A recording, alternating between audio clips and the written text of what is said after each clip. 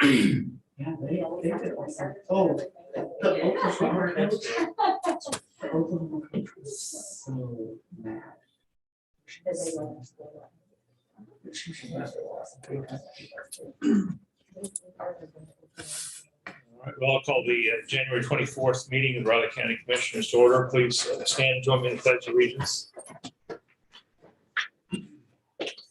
Pledge allegiance to the flag of the United States of America and to the republic for which it stands, one nation, under God, indivisible, with liberty and justice for all.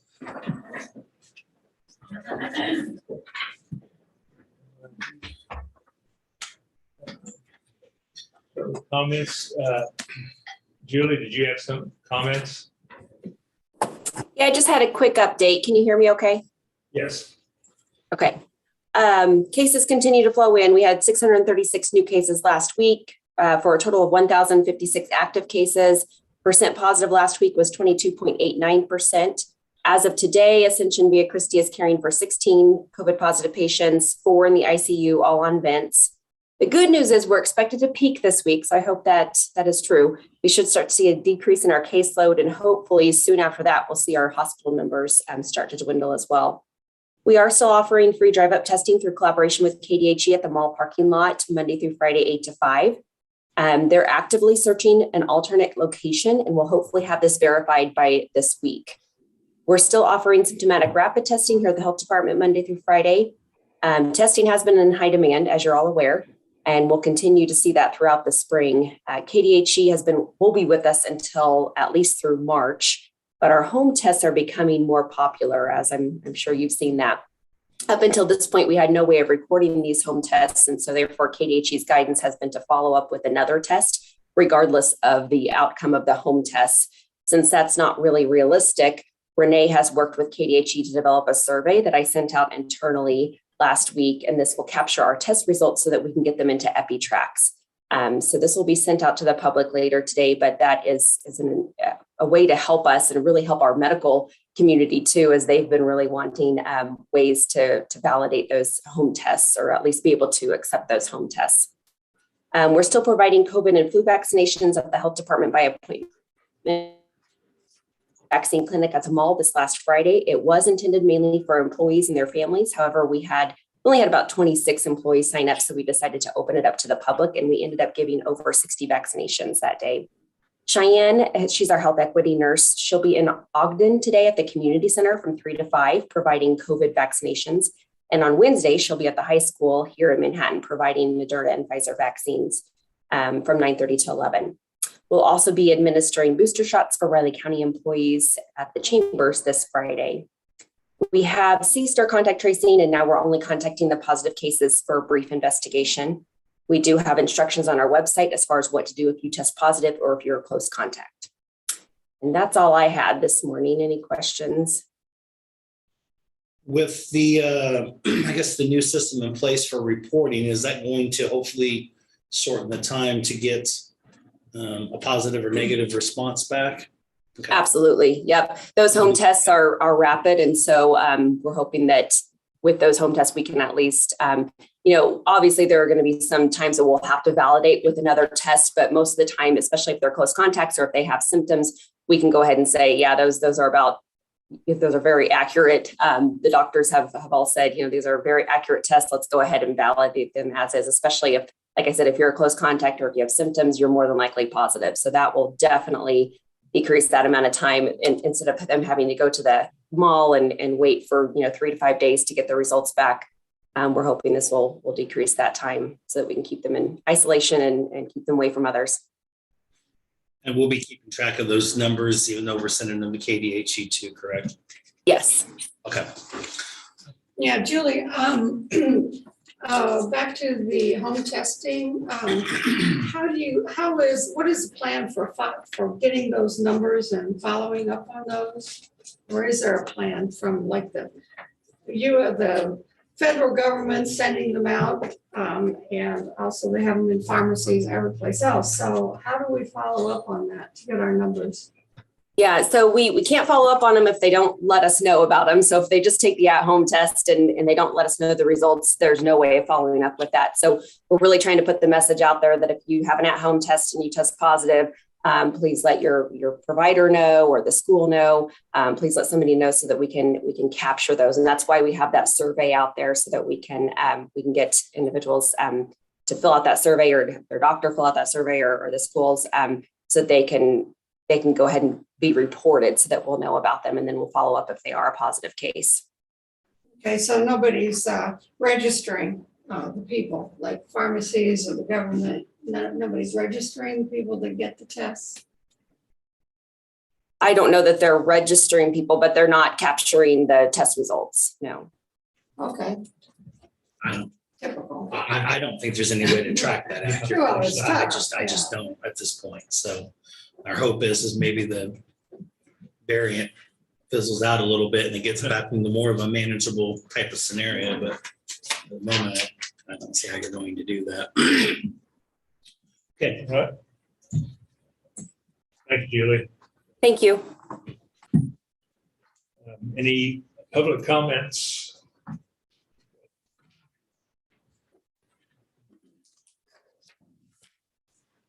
Hello, my name is Rebecca Gould, and I am a member of the Coalition for Equal Justice. And today I'm going to come to you all with some law board appointment asks.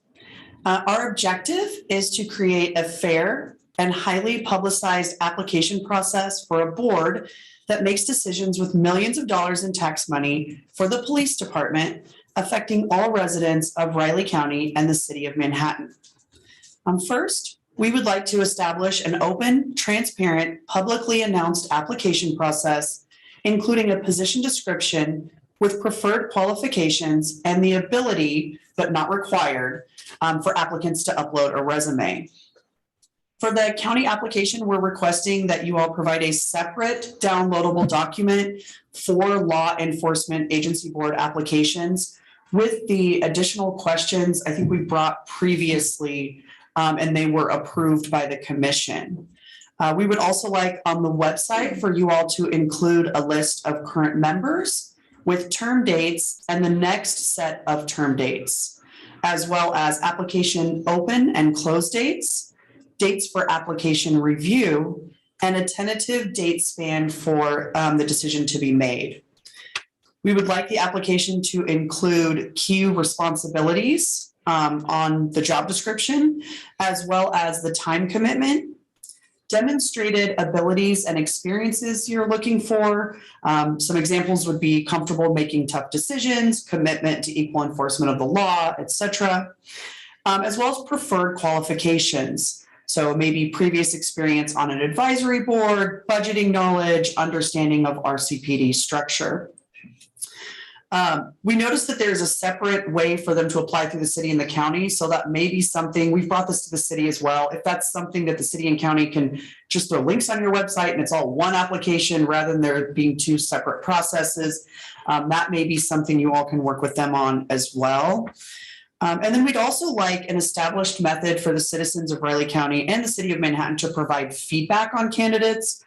Our recommendation that we came up with would be assigning candidates a unique number or code, allowing the public to review the application material and provide feedback, and then providing the city and county residents to provide kind of anonymized application feedback, and create a method for the general public to review the results. So some of the feedback that people had for that specific anonymous number. And then once the selection is made, that selected candidate's confidential number should be matched to their name so that we can see what the feedback was and the candidate that was selected. Of course, that's just our recommendation. There are a lot of different ways that you could go with that, but just wanted to have an option for the public to provide some feedback and comment on that. And if you would like a copy of this, I guess I can email it to the county clerk. I tried to submit something on the website, but same as the city, I can't attach anything to it. So if you all would like this, I can send it to the clerk and have her email it out to you. Thank you.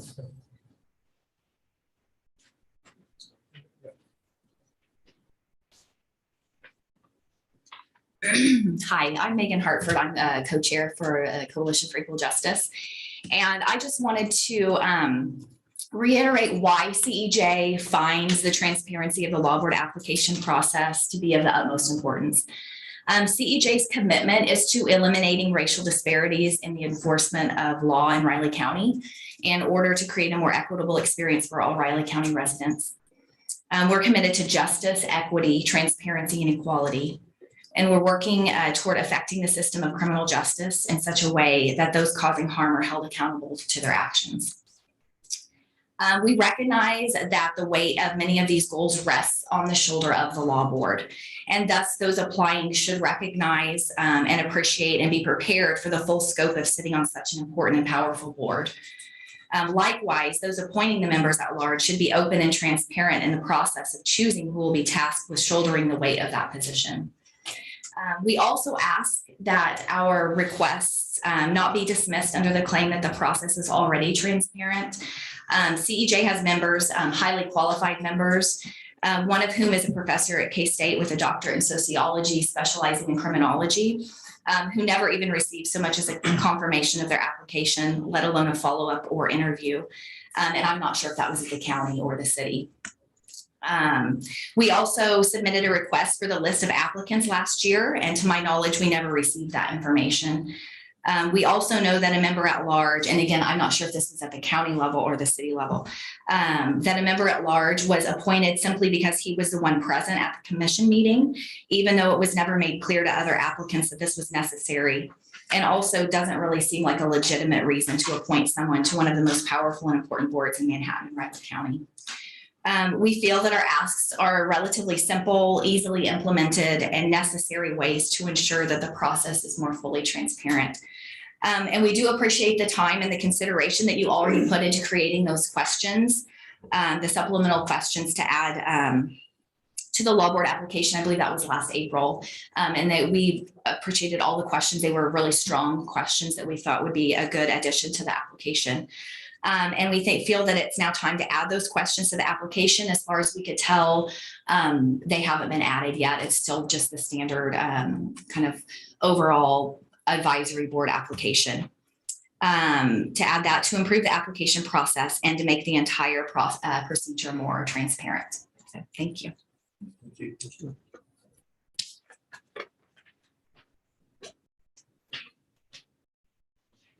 Anyone else? This is the appropriate time. I have questions about the procedures for the North County meeting on February 10th. All right. Is this the right time to ask? Yep. You'd rather get something on the agenda to discuss? Yeah, I think that would probably be better. Okay. Yeah.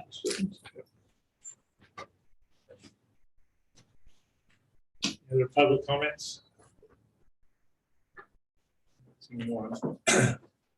On Zoom. Go ahead then proceed with commissioner comments. Nothing. Okay. Well, let's see. Friday, I met with a contractor on a residential project, and then I went to various suppliers in town to pick out and order some materials. Seems like everything's on back order, like about Good luck. 4 months here and there. So it's like, so anyway, did that. And I had several scheduled meetings canceled that I was planning on. So, spent time in the afternoon catching up on emails, paperwork, and getting some other, the alternate time schedule for hopefully this week. So Saturday, I watched most of the K-State KU basketball game.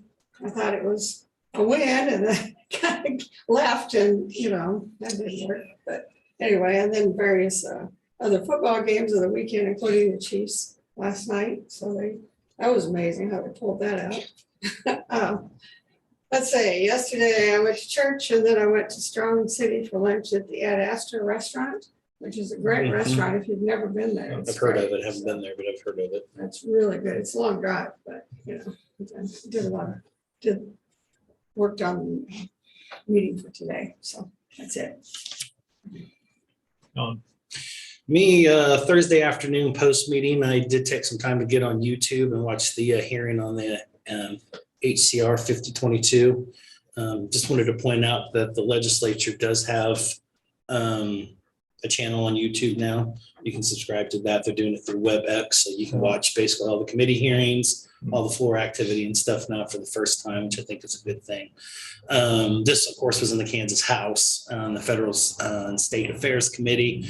To give a big thank you to RCP Director Dennis Butler, State Representative Mike Dodson, and Clancy, who's not here this morning, for giving testimony on Raleigh County's behalf on this matter. And I'm not for sure what to expect just yet. I think they're introducing some legislation over the next couple of days. So maybe at the end of the week, there may or may not be movement on this. So just something we'll have to pay attention to. Saturday evening, I attended the Raleigh County Fire District #1's annual ceremony and banquet at Potroff Hall. This year was a culmination of actually 2 years because I didn't have one last year due to the pandemic. So we had a really, really good dinner from Vather Catering. I've never heard of it before until Saturday. It was really good. Awards were presented for years of service, dedication, training, and response. A couple of Rookie of the Years, obviously, for both 2020 and 2021. Also, a special award and gift was presented to former Emergency Management Fire Chief Pat Collins as well. So overall, went pretty well. I thought it was pretty well attended. It's good to give them an opportunity to be acknowledged for hard work and efforts, particularly this last year where we had lots and lots of fires. So Saturday, watched K-State let us down again against KU. I don't know what it is. This team just can't figure out a way to win a game at the end. It's kind of disappointing, but not surprising, I guess. But yeah, it is what it is. Also wanted to congratulate the K-State girls team and particularly Aoka Lee for her efforts yesterday, 61 points. I mean, she almost outscored the entire team. Wildcats won 94-65 and beat a top 15 team. So that'll look good come NCAA time, and they're definitely an NCAA squad. So it's a real fun team to watch. It really is. And they're usually on ESPN Plus, and that counts on my account after football season. So I haven't been able to watch much basketball, but apparently they were actually on ESPN yesterday. So I kind of missed that. But and I guess lastly, those Chiefs. Wow. I knew that was going to be the best game of the weekend. Wasn't quite anticipating what we actually got. I'm sure there was a collective sigh of relief in Kansas City last night, and I'm pretty sure there's a lot of people calling in sick to work this morning, even though the game really didn't last that long. I mean, it was done before 10 o'clock, but still, something like that could take a lot out of you. So if they're gonna win on Sunday and potentially a Super Bowl, they need to shore up that defense a little bit still. Probably getting Matthew back will help, but a couple of guys there just, I don't know. So anyway, that's basically all I've got this morning. So. All right. After our meeting Thursday, I met with a couple of residents who had questions about their appraisals. I haven't been able to catch up with Greg, but I'm hoping to today catch up with someone in the appraiser's office to go over what they were asking. Later Thursday, I attended the NBAF Community Liaison Group Zoom meeting. There are quarterly meetings, and they hope to meet in person next time, but obviously they have very strict COVID rules there. And they said 85% of the operational staff has been hired. They're mostly working virtual, but are starting a phased move into the facility. They've had visitors from Plum Island come to help coordinate the transition and move. And then the overall thing, so they broke ground in 2015 with an original completion date of May of 2021. Now the completion date is going to be July of 22. The contractor's working on some minor punch items, and they're working on installing equipment. Looking forward to get that operational. I came into the office on Friday and missed connections I've had with staff members that I was trying to catch. So I worked on cleaning out the accumulation from past commissioners of all the stuff in my office. How long did it go back? I'm just curious. The oldest one I found was 2013, but I'm not through yet. That was just one stack. When I did mine, I had stuff that went all the way back to 87, 88. So you got a ways to go. Yeah, I haven't done that deep. Okay. Saturday evening, I also attended the County Fire Department Awards Banquet, and they had entertainment. They had the axe throwing set up before the dinner. I had never done that, but it was a lot of fun and not as easy as you'd think. It takes a little bit of technique to get it. Oh, you're responsible for the ones that put the holes in the actual walls. Yeah. Everybody in the room was ducking as I was coming. Now, after a while, I did figure out how. Once you figure it out, it's pretty easy. But do a few clanks, quite a few clanks. It's not like darts. Yeah. And as John mentioned, the meal was great. They handed out awards again for the 2020 and 2021. You guys, they couldn't have a banquet last year. It was a nice event. And then, of course, it was a big sports weekend. Watched the men's game with KU and very frustrated at the ending. Sunday, I attended the women's game with Oklahoma and saw the most amazing performance I think I've ever seen. Playing against the number 14 ranked team, Ioka had absolutely dominated the game. It was from the start. She was just rolling on. And they posted up on the big screen when she passed. I think it was at 44, she set a new K-State record. When she got to 52, she set a Big 12 record. And then when she hit the 61, the whole place erupted. Is it true that she sat for the last 3 minutes of the game? Yeah, because then he told her after she hits, and I guess he knew that was the new Yeah. record. The old record that had 60, one of the people that had the 60 points was in a double overtime game. But yeah, when she left the game, Oklahoma had 61 points, and so did she. And also they scored 94 points. They had 3 3-pointers. Yeah. She didn't have a single one. No. Yeah. That's why I thought she should have tried a 3 just to see what she. But no, it was a complete domination. And only 15 of those were from the foul line. So Yeah, put that in perspective. 15 to 17 at the free throw line. She was even there. She was on fire. And then I watched the Chiefs game and some of the other 3 NFL games, and all of them were down to the wire games. All of them regular game time, all finished with field goals. Yeah. Crazy. And that was all I had. Ready for business? Ready for business. First item is tax roll corrections. Go ahead and make a motion that we approve the tax roll corrections. I would second that. Been moved and seconded to approve the tax roll corrections. All in favor? Aye. Aye. Chairman, sign please.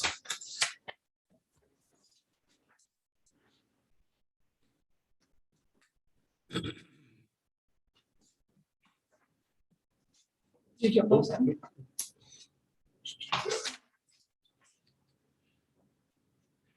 A pizza fund. Almost. It's getting bigger. Almost.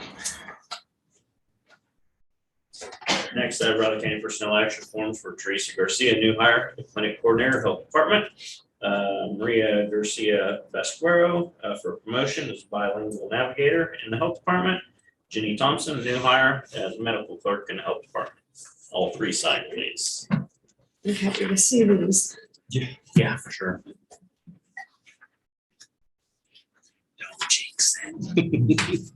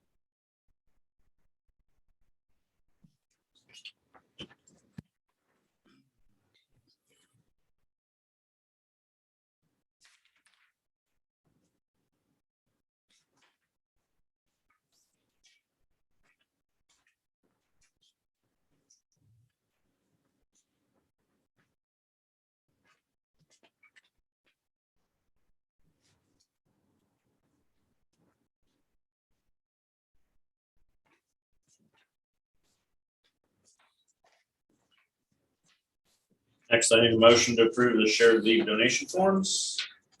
Go ahead and make a motion to approve the shared leave donation forms. I would second that. Been moved and seconded to approve the shared leave donation forms. All in favor? Aye. All three sign, please.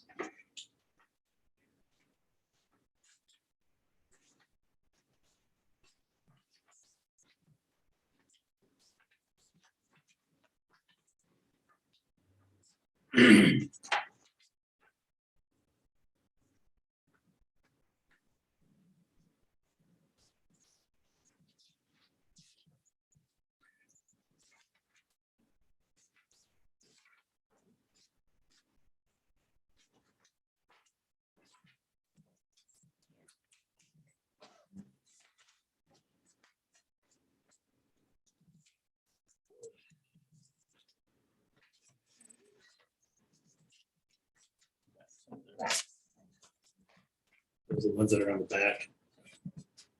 These ones are for some reason. Oh yeah, one was not duplicated, the other one was front and back. Difference.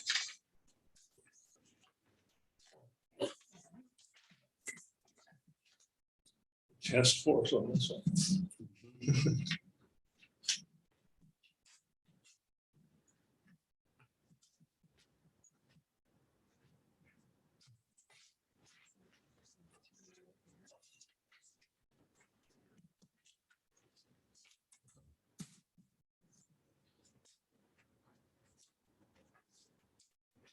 Arms on the front, the other two are on the back.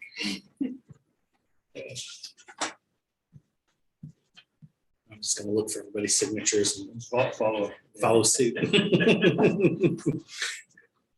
See, you've got the 18 here today. Uh-huh. That's what I said, we got an upgrade today. Yes, I have to be on my best behavior. absolutely. It's tough. Clancy chimes in and adds to the fire, Craig, smack you on the hand with a ruler and keep in line. Get my I hands got on one of those right here. it. Not long enough to reach me from I there. can share it. I move pretty fast on it. This is the only weapon I got. That might actually hurt worse, actually. Actually, I got some of these. You can throw that. I've These core things. got the concrete core. Oh, those do some damage, that's for sure. Well, I thought the concrete core was for Rich, which, That's why it broke. yeah, you beat me to Someone that. tried it. Someone tried it. There's two So of your them head down is there. harder than a That's concrete the core, is that what you're saying? Many Yeah. people could attest to that. I do that too. He was sitting there before.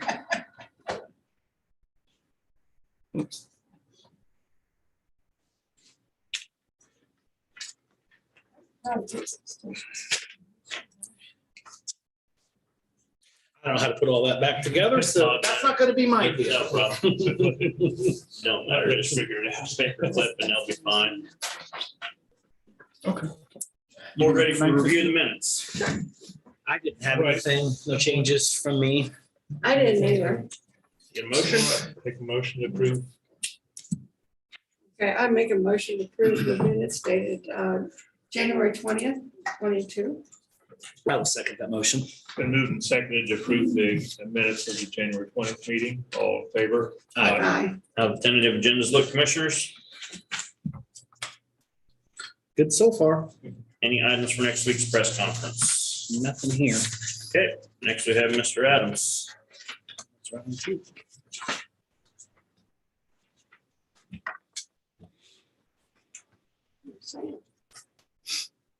Morning, Sam. Yeah, go ahead, Dave. Good morning, commissioners. All right. David Adams, EMS ambulance director. You get to see me 4 times today. That's fantastic for you. That's supposed to cheer us up. I'm trying to warn them. No. You sounded so upbeat, like that was a good thing. Hey, you may as well just stay. So first thing I have in front of you is our monthly update for December. You were obviously off last week for the holiday and such, so I'm a week late, but better late than never. So in December, we had 429 calls for service, which we ended 2021 with a total of 5,210, which was almost 300 over our previous record for our department. So I think it was 296 over our previous record. So not surprised, as we've talked throughout the year. So North County, we had 30 calls for service. And so 2021 total was 268, which is about, I want to say it's about 18 over what we've had last year. So, which kind of corresponds, we're busier everywhere. So call volume by station, as you can see, really nothing surprising. Station 1 at Clapham Road, 141 calls, 21 at 11th and Points, 127. 31 at Public Works, 100, and 41 at the airport, 49. So Station 3 at Public Works was obviously higher because of North County, but then with COVID and everything and the flu as well, they were busy with that. They respond to the nursing homes that corridor there on Kimball, so that added to their numbers as well. So as I say, the rest of the calls are event standbys and supervisors assisting. So in December, we completed our 2021 staff evaluations and got those submitted on time. Completed 2021 inventory. That's mainly Josh and the lieutenants and the crews, because we have 4 stations. So, but they get it done and got it done just fine. So I continue to work with the selection committee for the new EMS station. I'm working with multiple agencies on warming centers for residents of Riley County. This is a very cooperative effort with Emergency Management, Manhattan Fire Department, Riley County Police Department, Be Able, the Kanza United Way, and multiple other outreaches. We're trying to find places for the homeless and those who are vulnerable in severe weather. We've been able to procure heaters for those who, if they live in like a trailer or something that they're not very well insulated, to help them keep up and stay warm and such. So we're getting there. We've worked, Russell has worked with county staff as far as, if we need to open up Potter's Hall, or all of our ducks in a row for that. The city has made available some of their facilities to kind of help coordinate some of that. So it's a community effort. We continue to work on it, So Are you able to keep them staffed? That's the issue, the staffing, because what we run into is you have to have people there 24 hours a day. And you need to, if there's going to be men and women and children there, to have the appropriate staff for all of those. So, emergency management, EMS, MFD, Rcpd, we can offer some staff on duty, but there's no way I can offer that I'll have somebody there 24 hours. But we're working with United Way, some of the churches and things like that. So, so we're getting there. We're not done yet, but we're getting there. So I'm assisting with county staff reviewing the county policy manual. That's slow reading. You look at every word and such, but I'm enjoying doing that. So, and then we've updated our department job descriptions. They've been sent to HR for approval. So that's probably going to be on hold a little bit, because I think Elizabeth, I think, is one to change some of the job description formats and such, but trying to get those updated. That's been something in the works for a couple of years, and just get those out to our staff and such. So not a lot of changes, but there are a few. So we've reviewed and updated our department policies and standard operating guidelines. I just met with Josh this morning. I think we're done with those, but some of them we've already sent to Elizabeth, and they're in the new HR policy. Some of them don't go into that policy because they're just department specific. So hopefully to have those done in the next month or so and get Elizabeth's approval for those. So, we received notice that we've been selected for cost reporting by the Centers for Medicare and Medicaid for 2022. All EMS agencies are selected at some point over a 3-year period. We knew this was coming. And what this is CMS has done cost reporting for hospitals and nursing homes and physical therapy, all those for years. It's just now it's EMS's time. So we're the second of the 3 phases. So it's what they look at your cost reporting and breakdowns to see what the cost is compared to what the Medicare reimbursements are from a federal level. So they can decide if they need to make any adjustments. So we were prepared. We knew it was coming.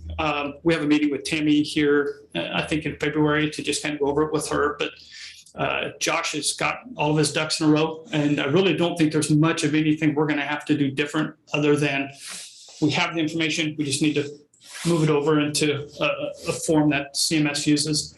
And then we have 5 months after the end of 2022 to report it. So, but that is just one of those things we're going to have to do. And like I said, we knew it was coming. I mean, this isn't a surprise. We looked, they suspended it in 21, but 2020, when they first started rolling this out, there were a lot of webinars and such on it. And then, so, it's just one of those things we'll have to do and such. So we'll talk on it a couple times probably throughout the year, but we're ready. And then last, dealing with COVID-related calls and staff precautionary measures. So we've had a couple of our staff come to call us and say, hey, I've got symptoms. And really, what most of them are seeing is it's like they have a sinus infection or a really nasty cold and such. So we're following all the guidelines and such. So, but we're back to masks if you're not with your normal partner. And then just kind of keep and reinforce, be smart. Don't come to work if you have symptoms. Let's get you tested and such. And then we let their partners know and their supervisors know, you had a close contact, so you're in a mask. We're going to test you, all of those things. So, but we're doing okay with it. But everybody knew it was coming. I mean, it's just, those spike in cases, they're going to catch it at Dylan's or at a friend's house or eating lunch with somebody, so, but we're handling it well.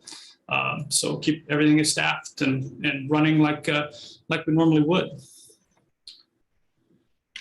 Education, we wrapped up year-end training and credentialing. All of the reports that are due to the state have been submitted. So we're good there. And our training calendar for 2022 has been rolled out to staff with an emphasis on hands-on training this year. So, so that is often off the ground and running. And our community outreach, we're trying to identify staff to become car seat technicians. We have one who has signed up for the 4-day class. So, that's always, that's one of those community partnerships that we have with the health department, with Manhattan Fire, with Rcpd, and the hospital. So we are in charge of funding those car seats, which we have a grant from Greater Manhattan Community Foundation to fund those. So, so that's just, we have one Tuesday a month that we're responsible to have somebody there to help these people with car seats. So any questions on any of that? Okay. So just our breakdown. I was a little surprised to see the Wednesday numbers were a little higher. I don't have any reason for that, but I was a little surprised. And Saturday, the numbers were down a little bit, but I think that corresponds with cold weather and the students being gone for a good portion of December. So.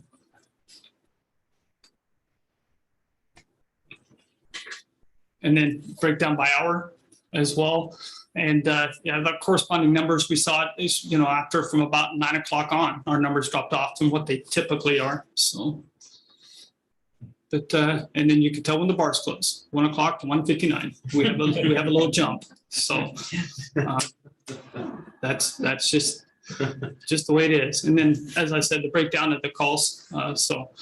Medic 12, 9, those were mainly basketball or track and field standbys at K-State. So any questions about any of that? Okay. All right. So if you're ready, the next thing I have is a Cip Amendment Request. So to give you the background, we were approved for the 2 new SUVs late last year. we had put together our request through Chevy for I didn't know exactly. I knew I was going to be short a little bit of money at the end of the year for getting the lights and everything because we didn't get everything back in time. I was comfortable at that point using some leftover year-end monies to make up that difference. I had some leftover payroll funds and some 3Cs. But then Chevy told us, no, we didn't get anything. After the first of the year, we got a call back from Ford, who has the state contract, and they were able to procure or to secure some SUVs, some expeditions, which do perfectly what we're asking to do. But I'm not comfortable. I'm short $14,000. I'm not comfortable saying I'm going to have leftover funds this year. This too early in the year. So that's why I'm here asking for that amendment request for those $14,000. The expeditions are actually cheaper than the Suburbans. So there are some cost savings there, that we could put towards for the lights and such. But like I said, I'm just not comfortable yet saying I'm going to have $14,000 left over at the end of the year. So early. It is early for that. So that's what I'm doing is I'm asking for to amend that request that we put in to help cover the cost of some of these equipment. So on one of the SUVs, the lights and such on it are third generation, and we can't move them over. They don't work like that anymore. So, but the equipment we can move over, we're certainly moving over.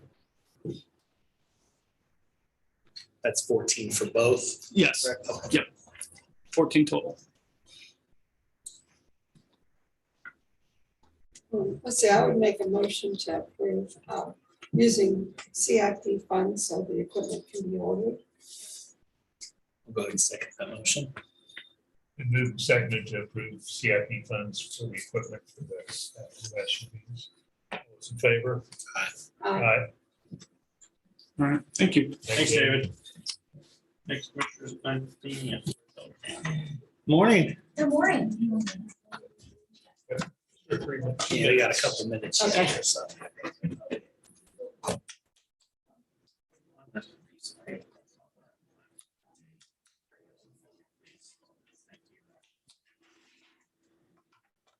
Right.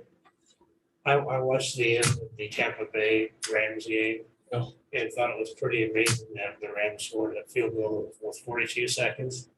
I think Mahomes made a statement to the world, don't give him 13 seconds. You took my lead. I was gonna say, I have a report, but I'm gonna need more than 13 seconds. Gosh darn it. Oh, man. You should have tripped me off. I felt kind of bad for the other, what was it, Allen's his name? The other Yeah. quarterback. He played a perfect game. He thought he had it won. He was getting congratulations and Well, they- watch his face. when They all thought they had that it won twice. Yes, they did. I thought they had it won twice. Honestly, Yeah, I mean, I was watching with my son and both of us like, God, minute 54 is way too much time. Yeah. Oh, yeah. And, both the quarterbacks played It was tremendously. amazing. Yeah, game. you knew whoever got the coin flip at the end, because the defenses weren't stopping either one of them. at halftime, the talking heads, in the studio, one of the old former coaches said that his prediction was the team that had the ball last would Yeah. win, Yeah. And of course, with 13 seconds, I thought they were right, He missed my comment, I think Mahomes made a statement to the world, don't give him 13 seconds. No, don't give him any time. Give her a couple seconds. Somebody was comparing it to last week's Dallas. It was. 13 seconds. They had 14. And technically, if you want to be technical, it only took them 10 seconds because they had 3 seconds left when they kicked the field goal. That's true. It's So- crazy. It was just boom, boom, boom, kick. Overtime. Games, a lot of Do we have fun. 4 seconds left when we kicked? 3. 3? Mhm.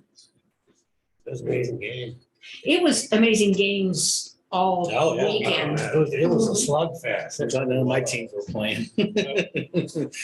Well, I don't know. Yes and no on that, actually. What'd you win, Jack? And yes, and I said my yes, team wasn't even in the playoffs. so. Rams look pretty good. yeah, I think it's gonna be Rams Chiefs in the Super Bowl. It's gonna be quite an interesting game. But I tell you, the K-State women yesterday, oh my God. Yeah, I was I at okay. that game. Oh, man, she's fantastic. It was, like I said, I've never seen, I've watched a lot of basketball. I've never seen someone dominate. But you know, what of course, I was very impressed with Ioka Lee, but those freshman guards, their passing to her was perfect. Yeah. I mean, very few turnovers. They got it right where she needed it, and she just turned around and be in. Yeah. It's just mind blowing. You can go ahead. All right, well, good morning. Like I said, I need more than 13 seconds, so anyway, thought I would give you an update on COVID. As far as Big Lakes is concerned, we currently have 3 employees that are active for COVID, but no clients are positive right now. Currently, we have no homes in quarantine due to exposure. But since January 1st, we've had 5 clients and 14 staff that have tested positive. All the clients have recovered, and we've had no hospitalizations. So that's very, very good news. All but 3 of those cases were vaccinated. 2 isolations and 9 quarantines have happened since January 1st. So with that in mind, on January 13th, I put Big Lakes into phase 3 of our pandemic plan, which closed our day services. There was just way too many cases that were starting to affect us in quarantine, and the numbers locally were really concerning me a lot. So I wanted to minimize the risk as much as possible. And so we are providing day services in our group homes, and we have a limited number of our independent living clients that are coming into the center to maintain our work contracts. But there's only a few of those that we're doing that with. Let's see, and during phase 3, we have no community activities or visitation, again, to limit exposure. Vaccinations, 91% of our clients and 72% of our staff are vaccinated. The vaccine and testing mandates with the Supreme Court decision on the OSHA for employers over 100, which that would have affected us, of course, does not affect us with their ruling. And the healthcare worker vaccination mandate does not apply to community services. So we are not subject to any of those mandates. Our licensure review from KDATS is occurring now over the next few weeks. It will be done virtually. It was done virtually last year as well. I don't anticipate any problems with that. Our annual giving campaign that ended the end of December, we raised $35,000 from the community. We're very appreciative of that. We're very appreciative of the donations that we received. They have been very critical during COVID for us to maintain financial stability for the last 2 years. Even with the multiple grants that we got from the federal government, we have needed the support of our foundation to help keep us solvent. So that has been, again, critical for us.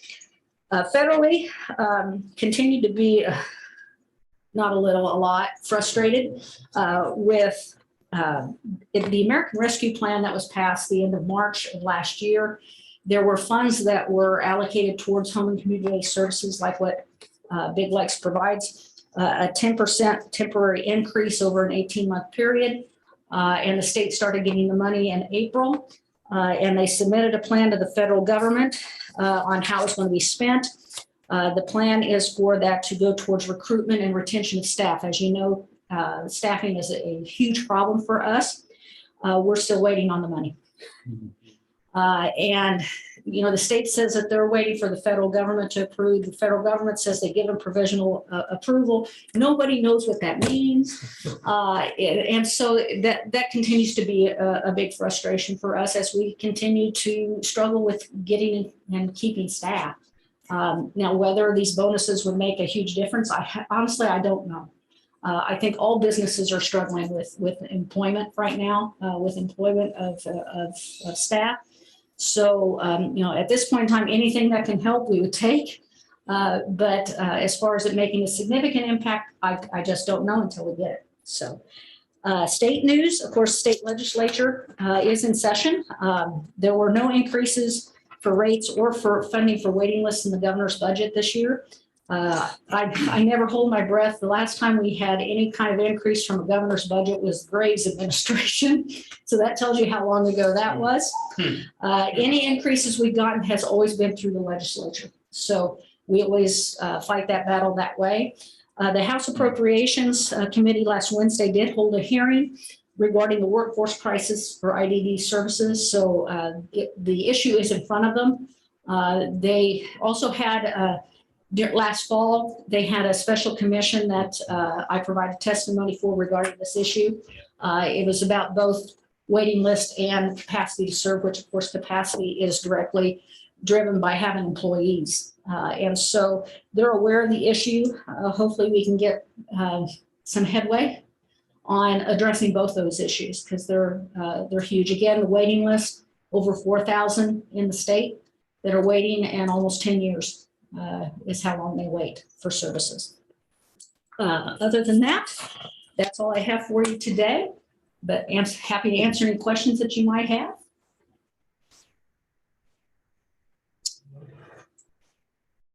I'm not thinking of anything off the top of my head. Okay, well, you know where to how to find reach out. Yeah, you know where to find me if you have any questions. Otherwise, we're just keeping on. So, Okay. all right, thank you so much. And thank you for your support. I always appreciate so much the support we get from the counties that we serve. It's something I feel like I can count on, and in a world in which you can't count on a lot of things. So thanks so much. Thank you, Lori. Have a good day. Yeah, you too. Next, Commissioner, you have press conference at 9:30.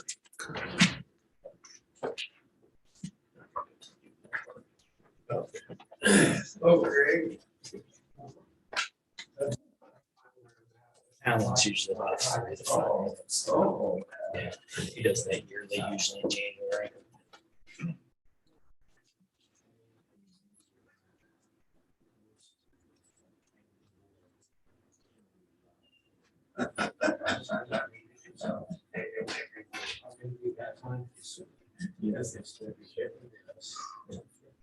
How's Sam doing? Doing well. Good. Coming off here shortly. At least for tomorrow. Huh? At least for Starting tomorrow. this afternoon. Oh, is it? Yeah. Start your job at about 3 or 3:30, they're saying. Then it's supposed to be like 40s and 50s for the foreseeable future. There's a chance of snow or something like that. 4th or something in the next week. When it's 30 or 40 degrees, it's not really snow, but maybe it's at night or something. Sam loves snow, don't you? Well, that's not like out before it. It's driving us to Nebraska. What concert? Goes from being. Say that again. It's 2 different bands, Ghost and Volbeat. They're Oh, yeah. Scandinavian metal bands. Still never heard of it. I've heard the second one. I hear them on K-Rock all the time. I don't know what that is. Yeah.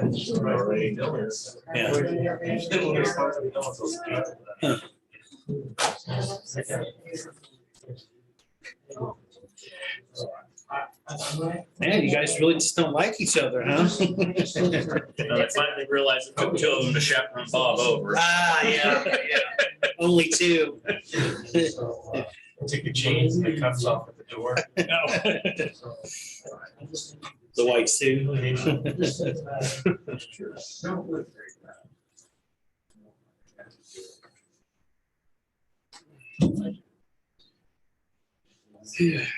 All right, I'll be right back here.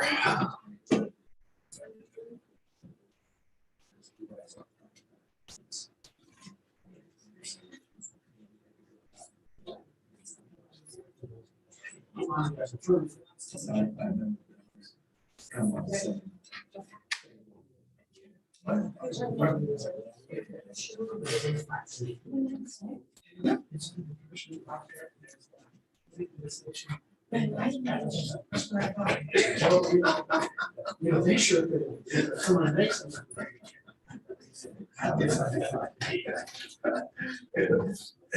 Yes, that's all that. Nancy takes lessons. She gets involved. She has.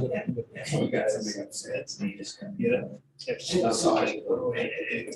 grabs it, goes. Women's teams more traditionally play more organized team basketball, so many guys, it's like, oh, can I do, yeah. But women All of our play guys much learn better that inside organized basketball. And the kids inside the stop and think. She grabs it. I didn't realize she's got her. I was gonna say, of course, with her, it makes a big difference when you generally have no one else on the court's as big as you. 6'6" and her size. That's what someone said, in case they have like, needs to put a poster out with Deuce Vaughn, Marquise Noel, and I believe. Yeah. 10 years. Yeah. Okay.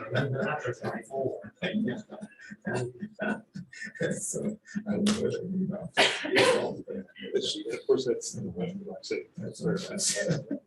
she just, as it goes on, but we have to spread.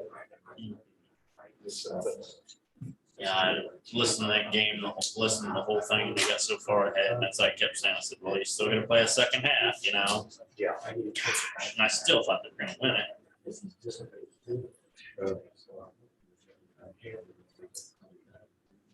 That's not the first time that they had massive lead. The thing is, with our massive lead, though, we led the whole stinking game. Yeah. Yeah, they said 68 seconds. KU led for 68 seconds of the game, but they led for the 1 second that counted. Jeez. If you're not ahead by about 6 to 8 points late in the game with them, I never have any confidence. No, it is what it is.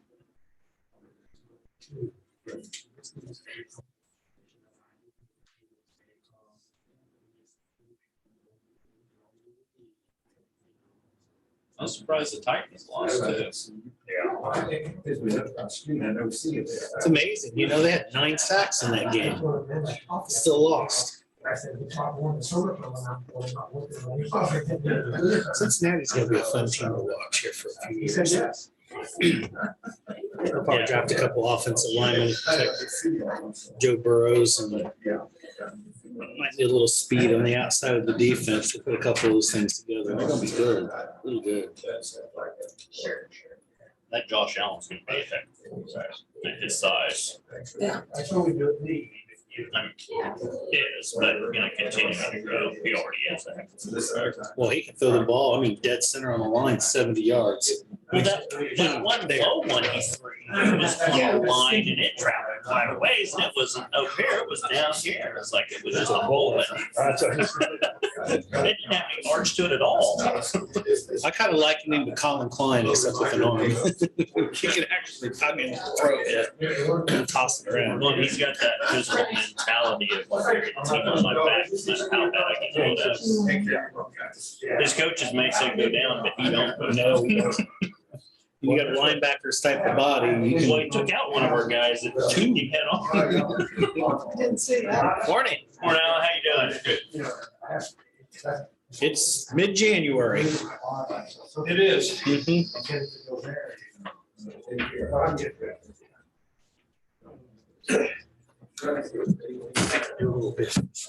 Okay. Hopefully it works out. He's in the very new hearing. Oh. We need one. Thank you.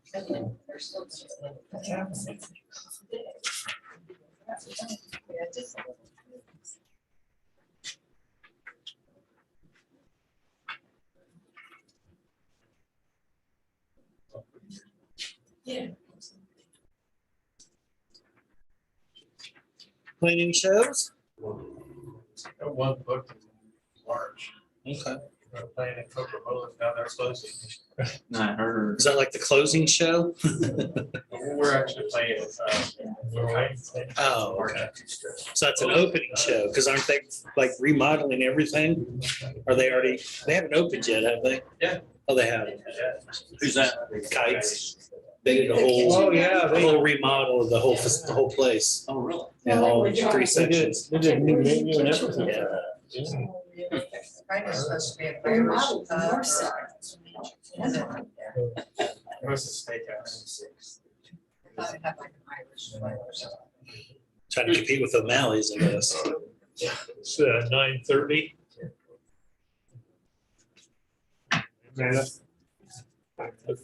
We're on. Ah, the important stuff.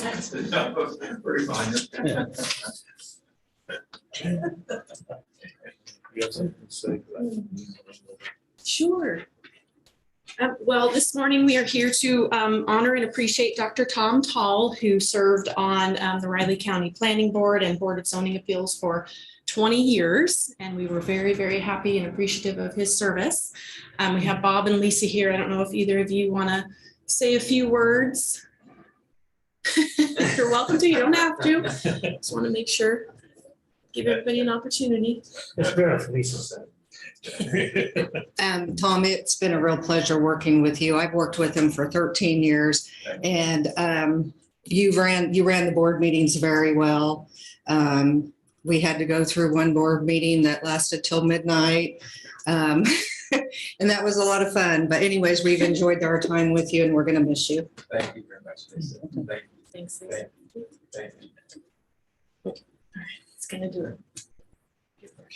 Just remember 3 to 5 minutes. No, only 13 seconds. Yeah. I We better have a good field goal kicker, one of the two. One of the things I really liked about Tom is his ability to both be a leader and a follower in meetings. He's very gracious, very patient. He was stern when he needed to be. He was a great director of the meetings. I think he served and represented Raleigh County very well during his time. And indeed, we're going to miss him a great deal. He was wonderful. Thank you. It sounds kind of like a funeral, doesn't it? There it is. Thank you both. I appreciate that. Do you want to come up and say a few words? Board, I'd just like to thank you all for giving me the opportunity to serve Raleigh County. Dr. Fry, I don't know if any of you remember him when he was county commissioner. We were both veterinarians and anyhow, when I got to the area, he asked me if I'd be on the board and I agreed. It's been a great honor and it's always rewarding in zoning and planning where you can look around and kind of see some of the fruition of your decisions and your works. Sometimes you regret some of them that you've made, but the majority of the time you're well satisfied. And I've always thought the Raleigh County has, even before I was in the area, had done a really good job with the planning and development, how to get around. I grew up in the Lawrence area as a boy and We're sorry. It was in the rural area. But the roads and the planning and everything that had happened, and when I kind of came to full time here to Manhattan, at that time you had Fort Riley Boulevard on the south, you had Seth Childs on the west, you had Tuttle Creek, and you had a good circle of traffic. And I always appreciate that. I thought, boy, somebody had some really good planning on how to get around your city. I don't know about it where it is today. Some things are kind of flawed out. But it's not near as easy as what it used to be. But anyhow, it's been really enjoyed my time. I've enjoyed working with the staff, provided me with a lot of insight, and they got good people in place, and I think it'll continue in good things. So thank you for the honor. Yeah. Thank you very much. Appreciate it. Thank you. Appreciate it. Yeah. Is there anybody? Protected. You're more than welcome to come up. Okay, yeah, Lisa's on it. Yeah. Do a photo op. Oh, okay. No, not you, Bob. Exactly. I really did dress. I was at work and I really forgot about the meeting. It's okay, it happens. All right, say cheese. All right, got it. Thank you. Congratulations. Appreciate it. Really, thank you for your service. Oh, that's fine. Yeah, thank you very much. You bet. It's been my honor. Yes, Yeah. wish you the best of luck in future endeavors as Oh, well. I'm just getting old. It's time for new blood. Gotcha. Thanks, Tom. Thank you. Thank you, Tom. Yeah. Thank you. You guys stay. Good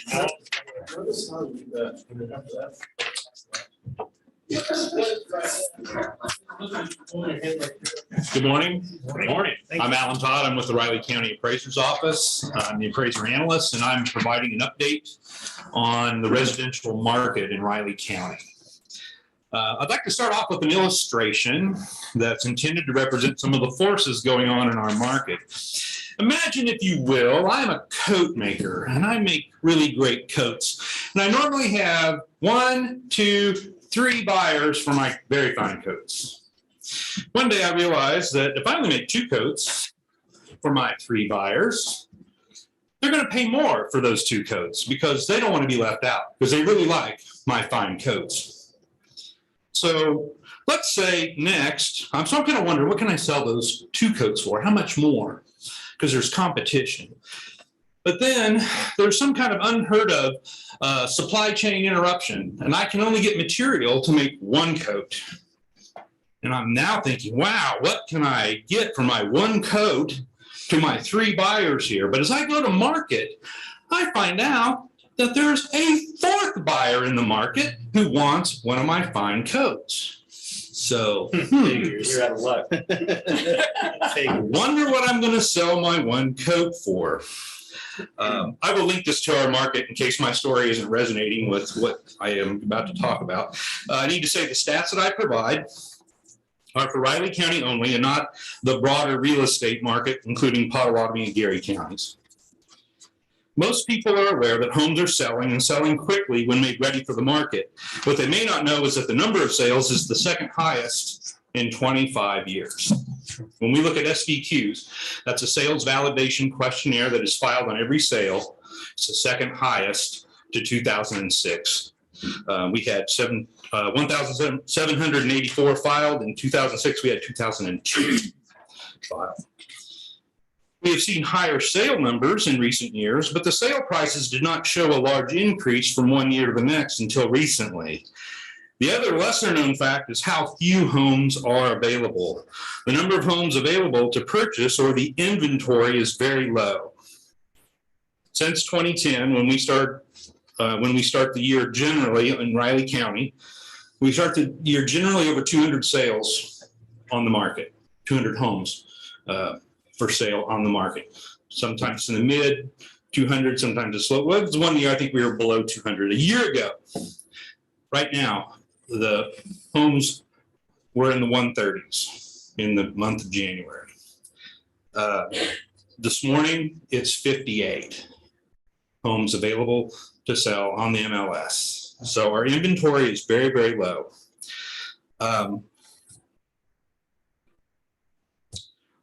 So going back to my story about coats, the 2 things I want to represent are the supply and demand dynamics working in our market. If the number of willing buyers remained the same, the low numbers of homes available would normally cause an increase in the sales price. Yet we have even more willing buyers than before the inventory began shrinking because we're selling more homes. And this increased demand remains despite facing higher sale prices. Lots of homes are selling. They are selling for more than they were just 1 or 2 years ago. This is illustrated in the average sale price of homes on the MLS showed an increase from last year to this year from $216,000 to $238,000, which is a 10% increase. The median sale price, which doesn't always fluctuate, it didn't fluctuate a year ago. The average sale price went up a little bit last year, but the median, not so much. The median sale price varied from $194,000 to $215,000, showing that same 10% increase. Let's talk about how our office did in setting values a year ago and how they fared as sales occurred in 21. A sales ratio is a comparison of our last value that we set for a property to the sale price. If our value was right on the money, the ratio would be 1. If we were too high, that ratio would be greater than 1. If we were too low, it would be less than 1. Now, we can look at a ratio for individual sales as they come in, or we can look at all the ratios as a data set, and we order them from the highest, the one we were too high on, to the one we were too low on, the lowest on. And we want to look at that middle ratio. which would be, that means, what is this ratio right here where we had an equal number of sales we were too high on to those that we were too low on. If you're right in the middle of your market, it's 1.0. That means you hit the middle of it. And that's where you're at. Normally, we see our ratio drift during the year. And like last year, at this time, we had drifted down to 0.97. And that's not unheard of. This year, our ratio drifted to 0.92. Well, what does that mean? So what? Well, it's uncommon. We don't track this number like we track a lot of other numbers, but County Appraiser Greg McHenry says it's, in his memory, it's never been this low. That's, if our numbers were chosen correctly, what that should reflect is that there's a growth in the market. Things are selling for more than what we said they should have sold for. So in some, and one little detail, foreclosure filings were very low this year with only 12, and this has always been a non-factor in our market as far as people defaulting. So in summary, there are lots of sales. There's lots of sales activity. Sale prices are up. Demand is strong, and the office sales ratio is very low. Most segments of the county market are seeing some kind of increase. In years past, we would say, well, there might be a few that are up and a few that are flat, maybe some that are down. But I would say most are seeing some kind of an increase, and they don't all increase the same. One might be up 10%. Another segment, a segment would be, for example, be the small towns in Riley County. They may not be up 10%. They may only be up 3%. I don't know, that's just for example. As we are setting values right now, those values should represent what you can sell your home for. And with all this data that are showing increases, most homeowners should expect to see some kind of an increase in their valuation for 2022. Is there anything that you would like me to talk more about? What's the actual price of your coats? I honestly thought, did this come? It's whatever it is, I'm outbidding him. Okay, I really don't have an answer for that. Thank you. Any other questions? On your ratio, you were talking about the 97, 92%. Explain to, I think commissioners know, but the public, if it gets below 90%, what does that mean? That's actually a percentage that's reviewed by higher levels. This is our in-house ratio. If the state's ratio gets below 90%, they're gonna come in and they're gonna say, you're not doing your job. And I think there was a year, I guess I probably shouldn't address that at the press conference because I'm going from my flawed memory, where we're going to raise values in the middle of the year. We'd already set them, and they were looking at this as probably in 05 or 06 because the ratio had dropped so fast so soon. And that's unprecedented. We didn't even talk about that. But yeah, that getting below 90 is, you might think that's good for the property owner in some respect, but no. We don't want the state coming in and doing our job for us. So we need to be accurate. We need to be at the market. So you were talking about the median, how many of the sales were you over, how many under? Do you keep track of that?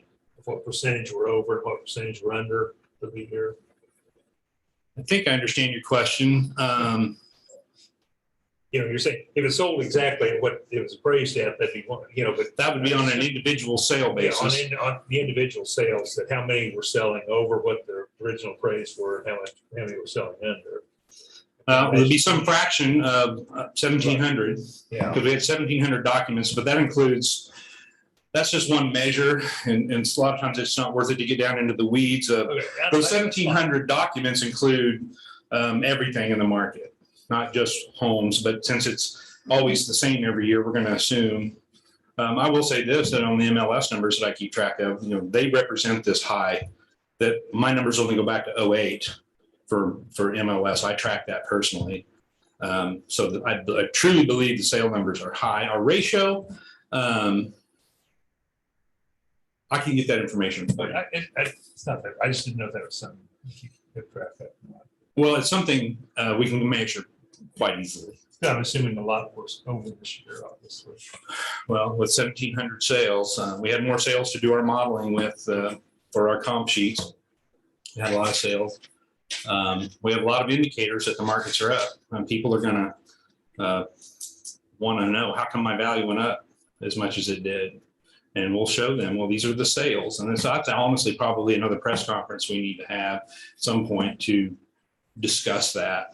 And I can show you, I guess we're on video now. Maybe usually in a press conference, we don't bring anything to show. Show you some graphs that are real interesting. When you do, let's make sure that we get them in the packet too, so people that check it out online can. Okay. Can view it there, that'd be good. Just get them scheduled whenever you're ready, Alan, with Cindy. Okay.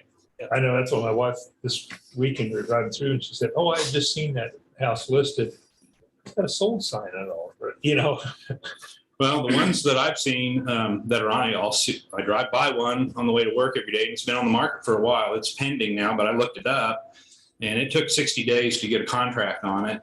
And usually that is an indicator of the condition on the inside. If it doesn't sell pretty quickly, it's probably not been ready for the market, or what the realtors would kindly say, it's in rough shape. It's a fixer upper. Well, some of those are selling too. Some of those might be investment properties that somebody didn't really invest much in during the time they owned it. Correct. All right. Okay. Thanks, Alan. Appreciate it. Thank you. Next commissioner, you have David Adams, 950. Oh, we already dealt with him. I know. How do we ever deal with him? Those are words my family says every day. I think you're up above there, Oh. David. Sorry. That's fine, sorry.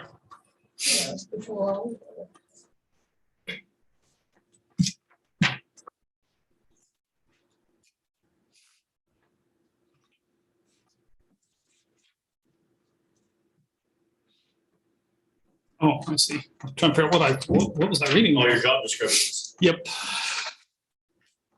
the attachments. there we go.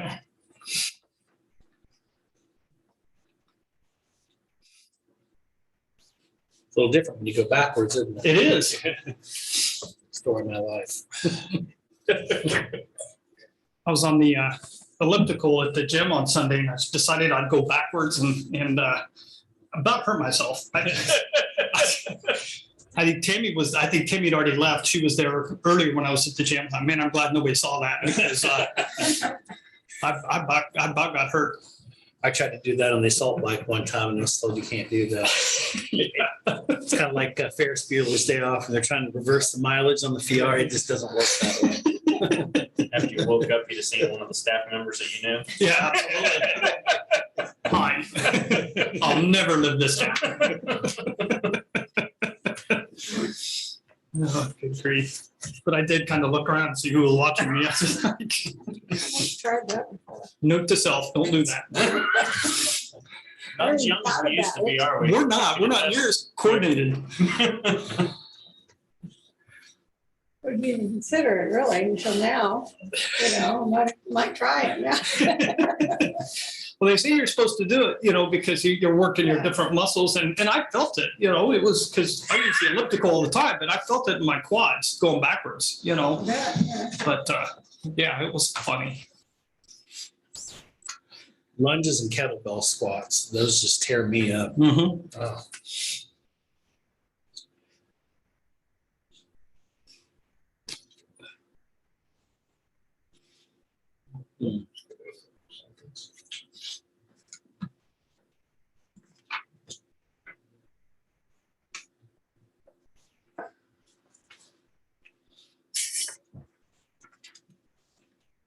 Oh, I will report that Clancy called in and his COVID test was negative. Good.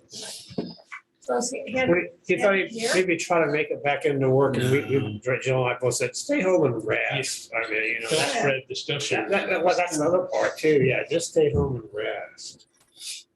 And that was the quick test too, correct? What's that? That was the quick test too, correct? Yeah, whatever the health department, he went to the health department. Yeah, they do rapid and then you have to wait a couple of days. The other one.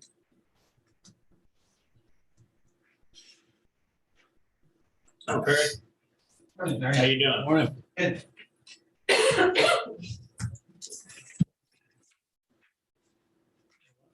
All right. Good morning, David Adams, EMS ambulance director again.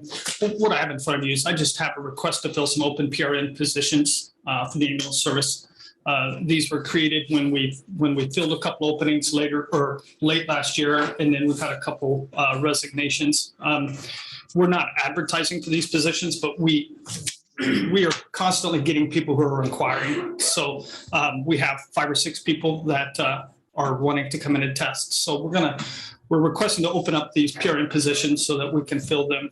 As a reminder, PRN helps us for a couple different reasons. They help fill overtime for when somebody is sick or on vacation or whatever, so we don't have to use overtime. They help us with event standbys. And then typically, up until this last year, last fall, that's how we hire our full-time, is from our PRN. So it's a great tool for people to get to know our system, to get to know us, we get to know them. And it's worked very, very well. But we have some opportunity here to hire some people.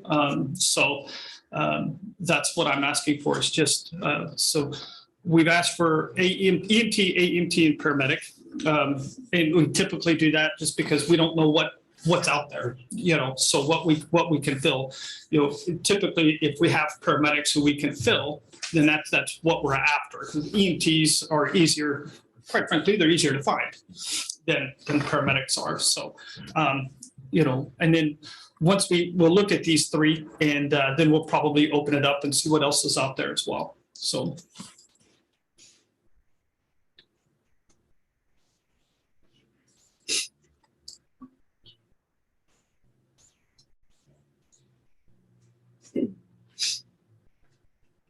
I would make a motion to, that these positions be approved and we can advertise externally to fill them.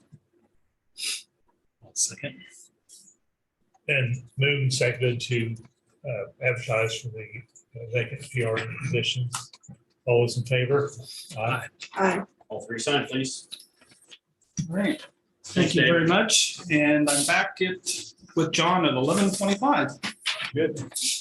Next, commissioners, at 10 o'clock, you have Craig Cox.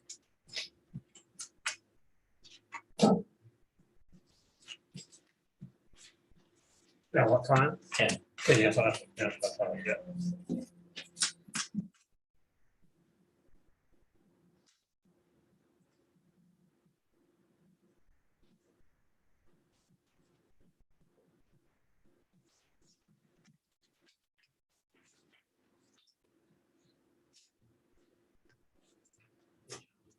I think people want some money.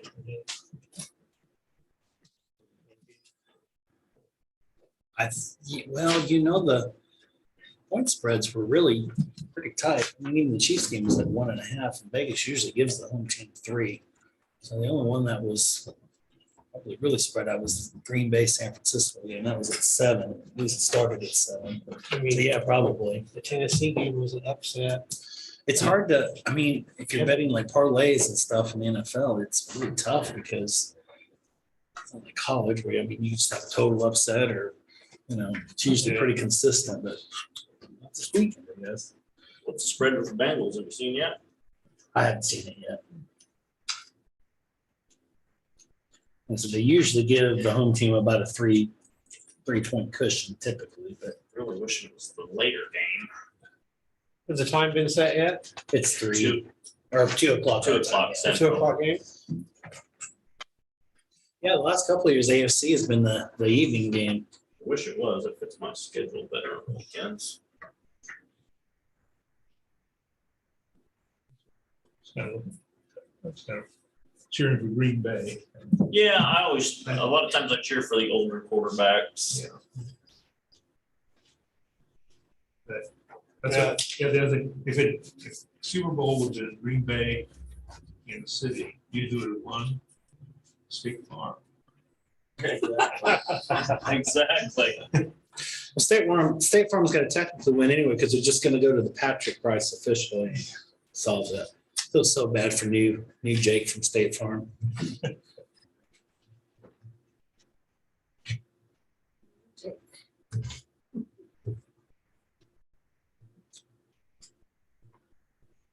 we're gonna do with points things for the game this weekend or?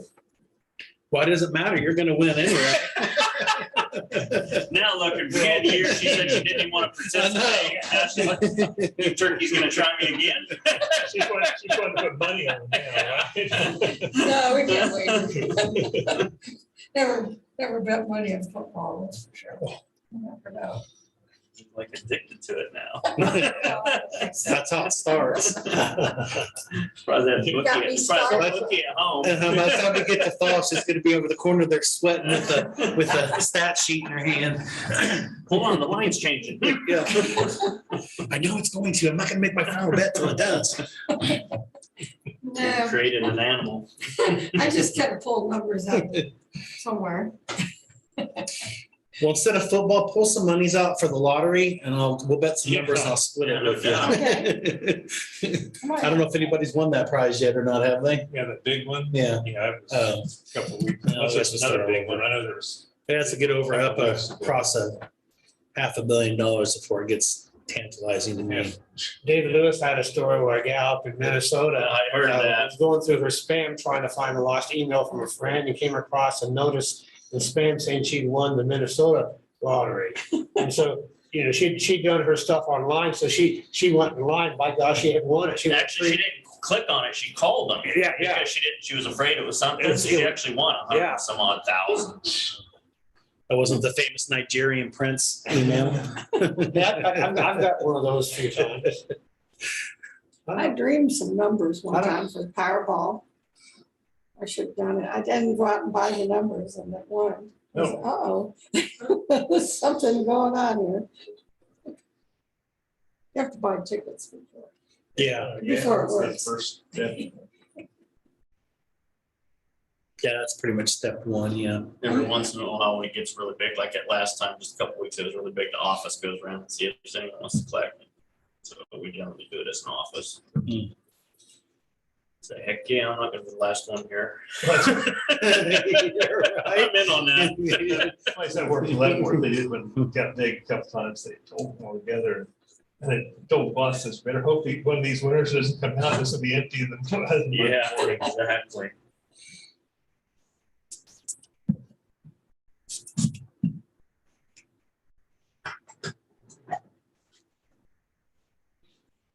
Those big ones, you can divide it 10 ways. I wish they do that, you know, that way more people had the opportunity to get some of that when they get so huge. It's like, Yeah, that's what raise some of the other values to spread it out.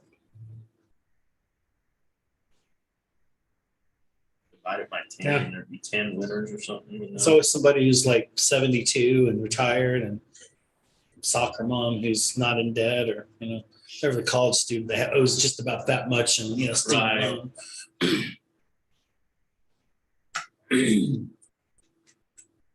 See, 72, like you said, looks like that's an old number. For lottery. Well, you know, I was getting mad on Saturday. Greg. I was actually getting mad on Saturday because about every other 3 minutes during the Tampa Bay game, they were talking about Tom Brady's age. It's like, he's 44 and still doing this. And I'm like, I'm 44. I don't have my feet in the grave yet. I mean, You're not out on the football field getting beat up. well, true, but I mean, I think he does like cryogenics, and he's got like the body of a 24-year-old. I mean, he might play till he's 72. I doubt it. Today is Governor Kelly's birthday, and she's 72. Oh, that's, I did Yeah. hear that. I think I did see something about that. Yeah, it's on the radio this morning. It's all relative. I'll do it for happy birthday. It's kind of hard. Oh, you can.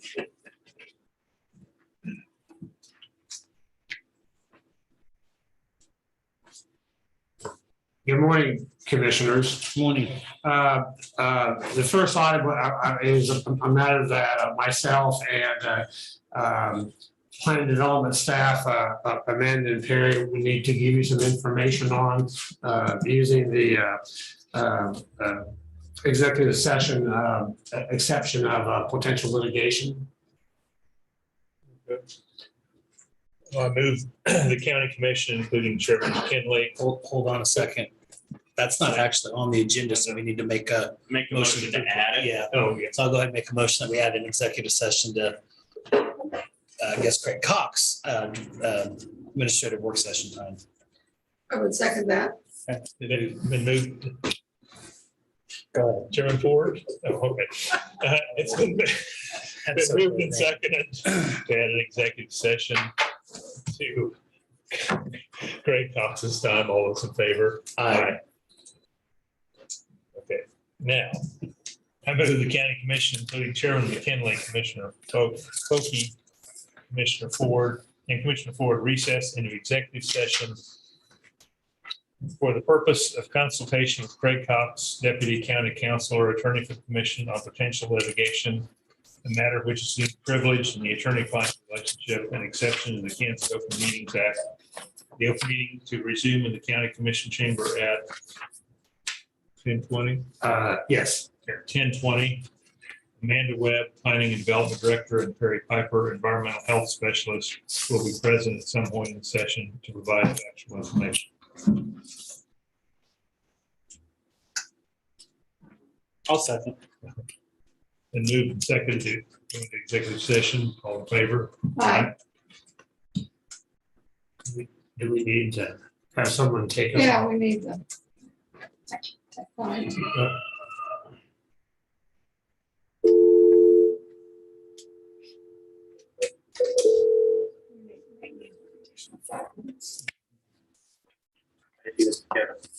Yeah, Kevin, we need someone to come down to the commission chambers. They're gonna go into executive session and take them offline.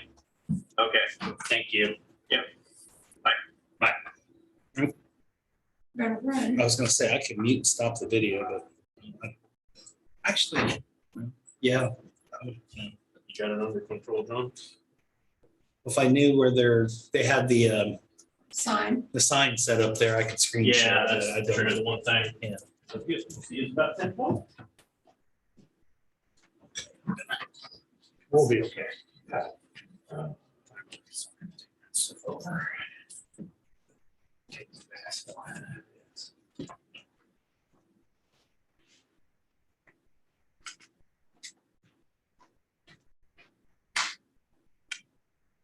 You know, I have never bought a ticket from a lottery. I haven't either. I and I just, should have. it just does, it just doesn't, Dream I have. it just doesn't interest me. I mean, the odds are just so extreme, you know, it's just, I used to buy them, but then, you know, tried it for a while. Got bored with it, and I went. Someone gave me Go some- buy one for the heck of it. Went, Gave me $1, says, no, the ticket's $2 now. Oh.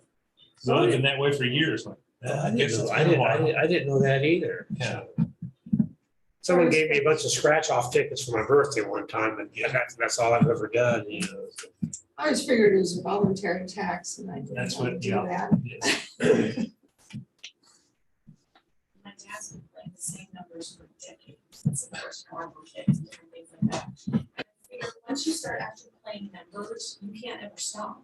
Because the week you don't play your numbers, that's when you're gonna win. So Yeah. he's been doing it every week for like 30 years.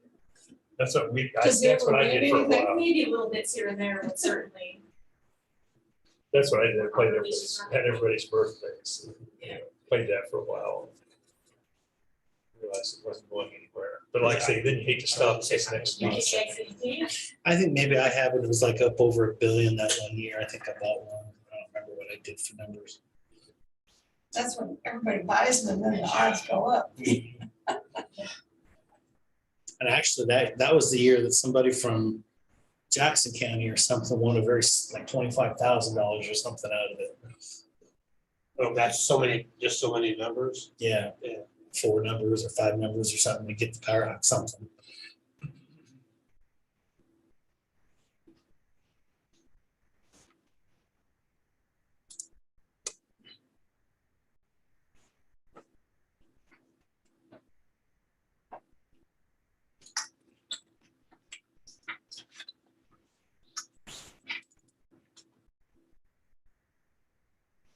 There you go. Just hit screen share. It's- And what time are we resuming? 10:20. 10:20? Just for future reference, if you know you're gonna have an executive session, it's not on there. Yeah. It's under 4.8. That's fine.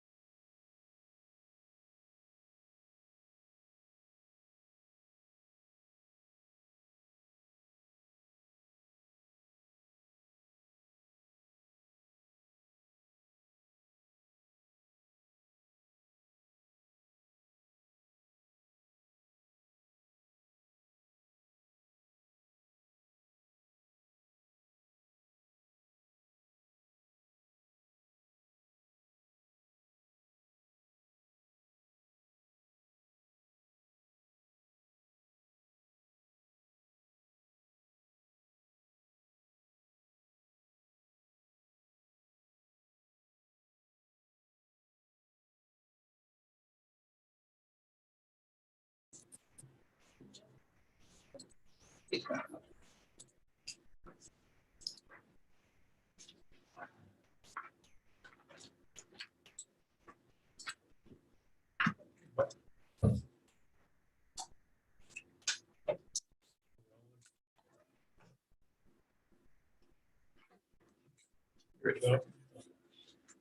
move the Board of County Commissioners come out of executive session.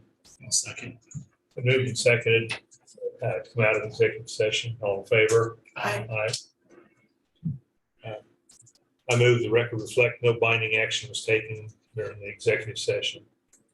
Second. Moved and seconded, no binding action was taken during the executive session. All in favor? Aye. And I have no other items for my time this morning. Great. Thank you. Next, Commissioner, you have a minute, 10:20. Actually, it's time for Amanda.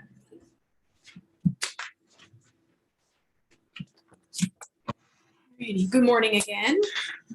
Amanda Webb, Planning Director. I also have Darren Hobbs, our Planning Compliance Specialist, and of course, Craig Cox, County Counsel, is with us for this item. So what we have this morning is to talk about our City of Randolph code enforcement contract that we have currently. We have had this contract in place with the City of Randolph to handle their code enforcement cases for inoperable vehicles since November of 2010. That was included in your packet. And of course, over the years, we've assisted with them with that, as well as other items kind of outside the realm of the inoperable vehicles. And it was only recently kind of rediscovered by staff that some of these code enforcement cases we've been taking on are outside the contract. So we've, just had some internal discussion about that.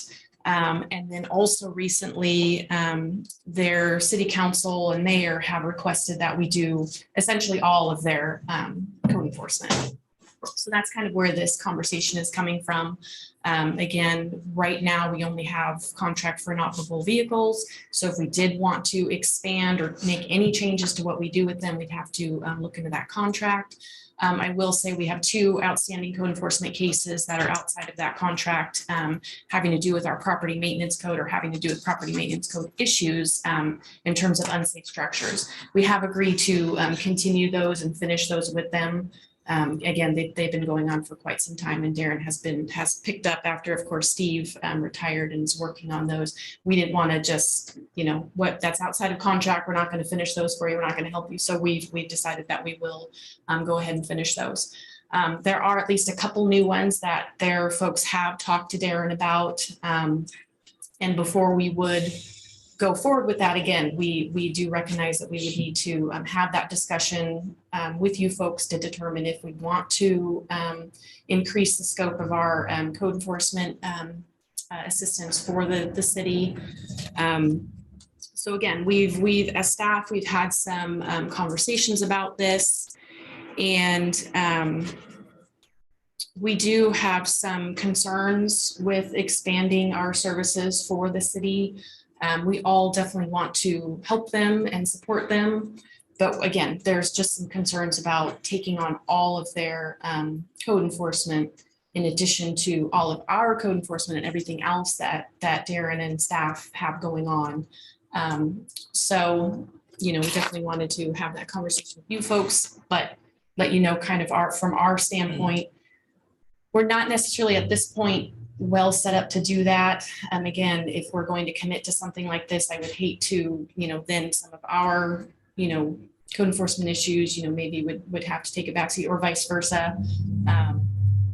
So a couple other, background comments to make with this. Darren and I went to their December City Council meeting out there in Randolph to first kind of talk a little bit more about this with their whole group and let them know, again, just reminder that as of right now, we only have, code enforcement cases limited to inoperable vehicles. If they wanted to do more, we'd have to expand the contract. Also, the important thing for that we needed them to be aware of is our county legal would not be able to assist them with these things. They don't have jurisdiction in the city. So basically, it would be Darren doing the best he could. They don't have a municipal court out there.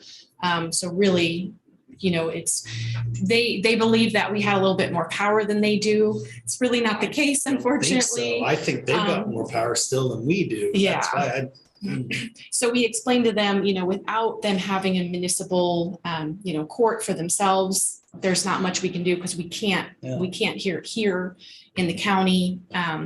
So they heard that, and I think, we had suggested, maybe partnering up with some of the other small cities to do something like that. And they did indicate that they would, look into that and see, what they want to do in that part. Yes, please. I just wanted to add kind of a legal perspective too, in that initially what Randolph thought we could do was that the county could enforce its planning property management code within the city limits of Randolph. And I advised staff, and they told the city council that county code is only applicable to the unincorporated areas of the county, cannot be applied within the city of Randolph. And so their response was, okay, we'll adopt our own code.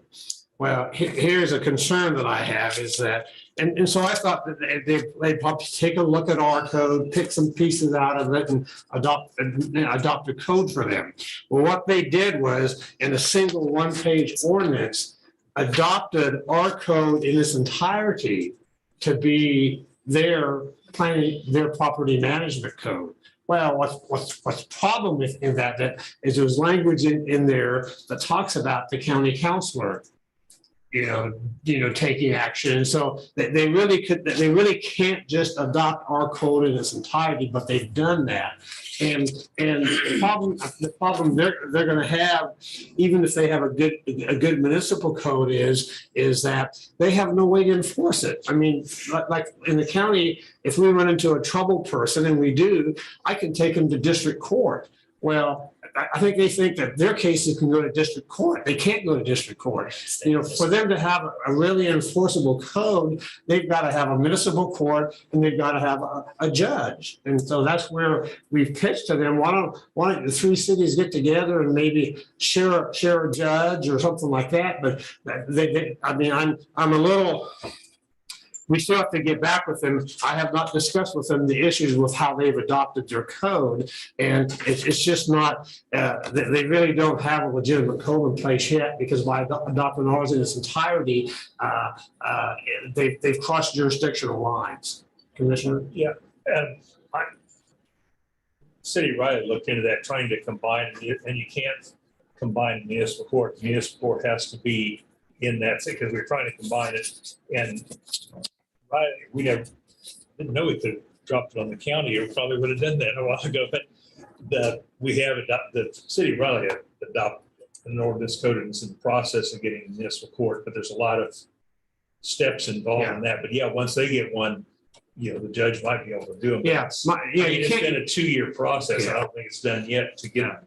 Yeah, you can't combine municipal course, but you could have the same judge. When I came from Harvey County, I was the judge in 3 different towns. Oh. Of course, I had 3 different courts, and I had 3 different court dates in each town. But you can now those towns that share me, I just wound up being those judges. So, but there's no reason why an individual can't be the judge in Leonardville, Randolph, and Riley. But you have to have each. There has to be a Randolph court. There has to be a Riley court. There has to be a Leonardville court. Yeah.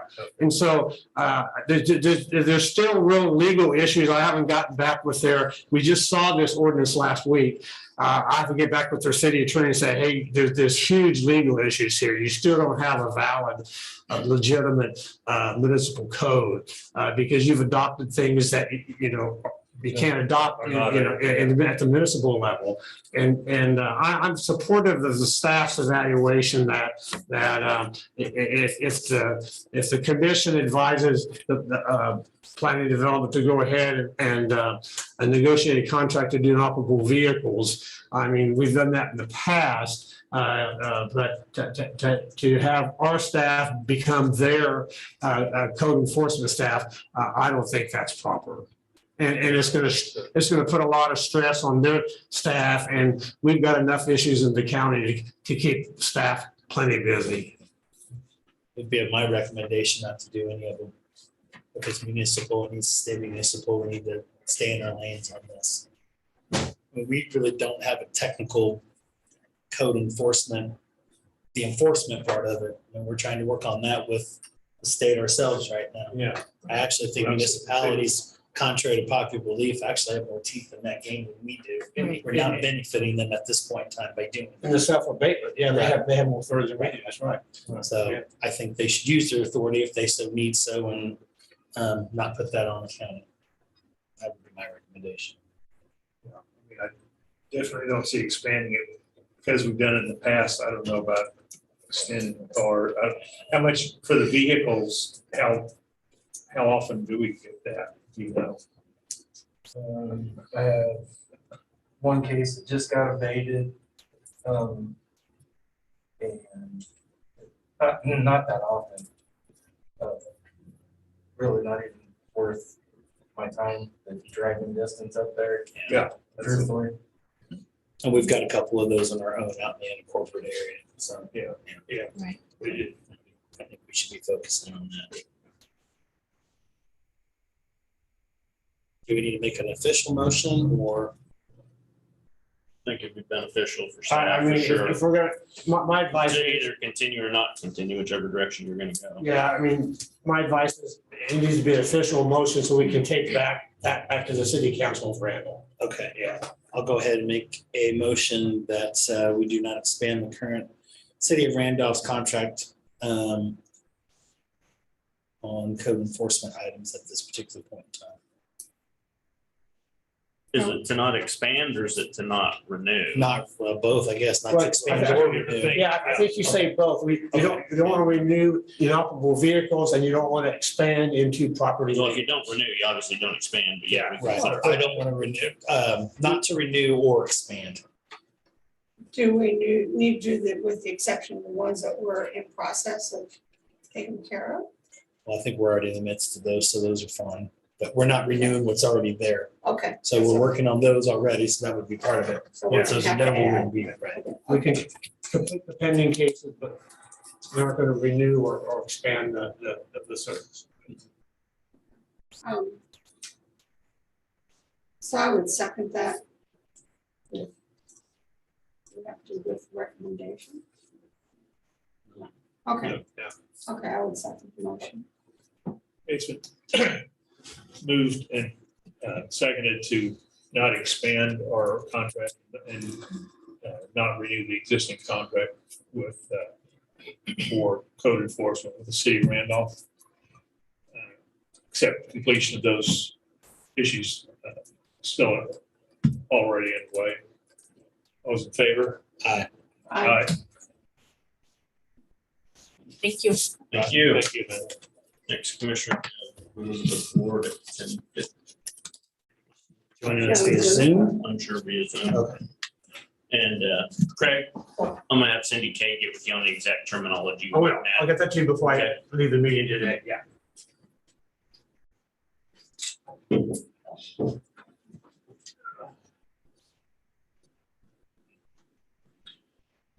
Okay. But yeah, setting up for municipal court isn't just something. you just No, do.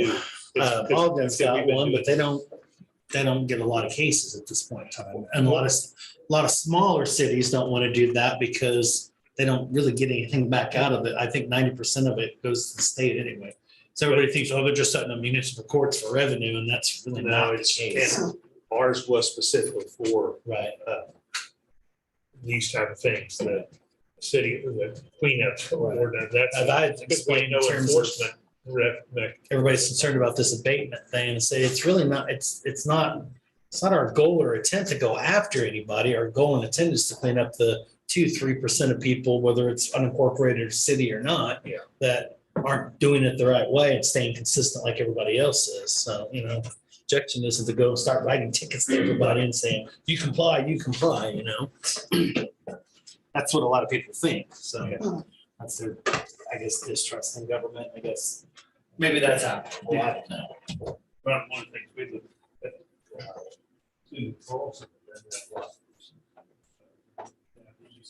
She's an attorney? Or her husband? No, I said she. Is she an attorney?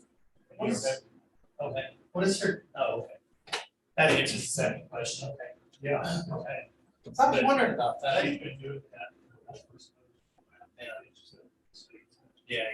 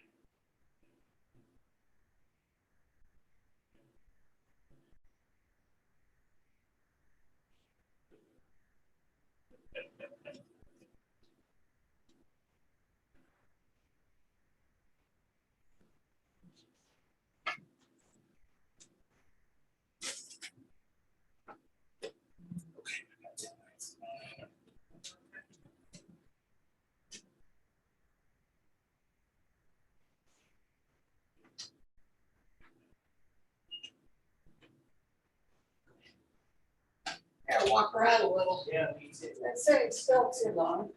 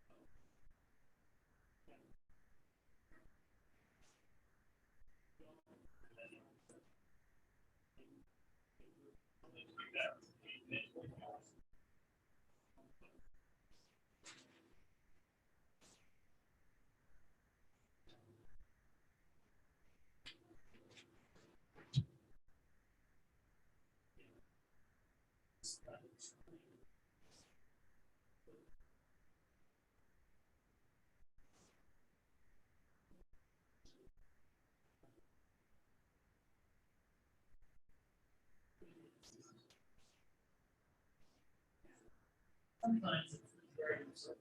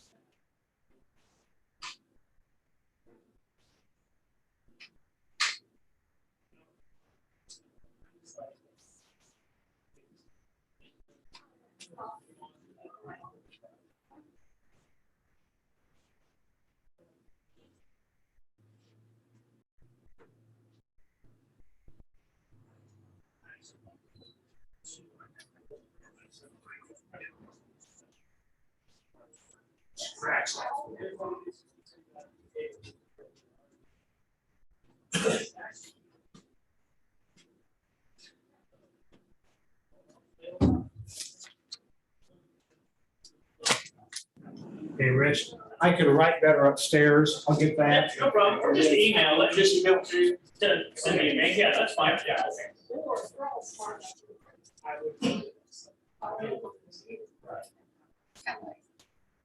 That's very frustrating. The only probably big issue there at this point in time would be obviously we'll be working through next year's budget, and that'd be the only complication I could see, but that is what it is. Well, we'll see what happens with that. That's really.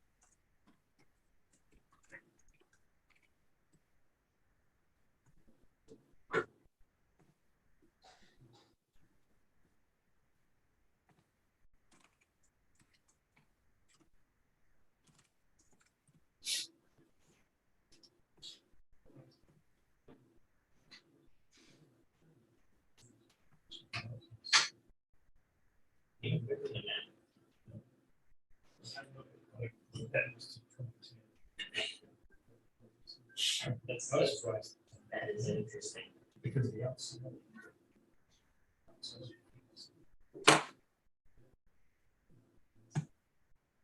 That is interesting. That's cool math. Yeah.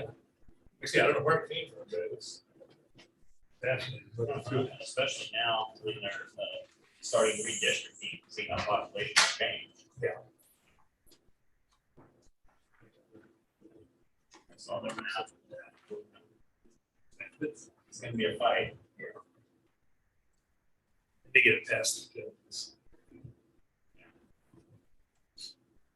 Judges don't want it. Legislature. We're making decisions, the judges have to get involved.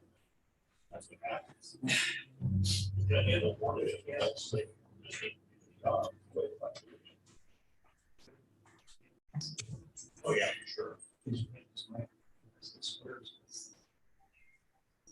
Population so spread out. That's the key.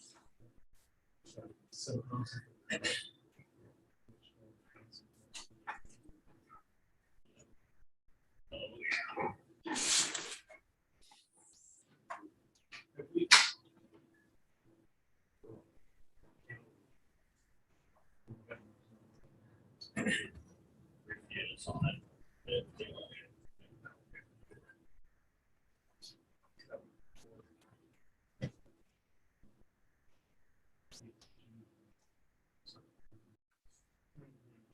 Yeah, well, the real problem is sometimes Secretary of State's office, they really recommend, especially for us, that we don't need, but not, states that we can try to.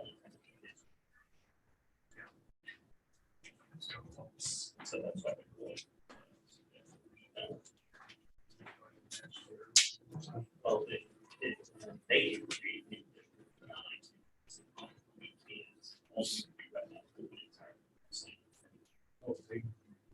They think change up things based on how they are. Okay. Yeah. Should have known. We can actually look at it at any time. And actually adjust it. I think it's one of those things thrown.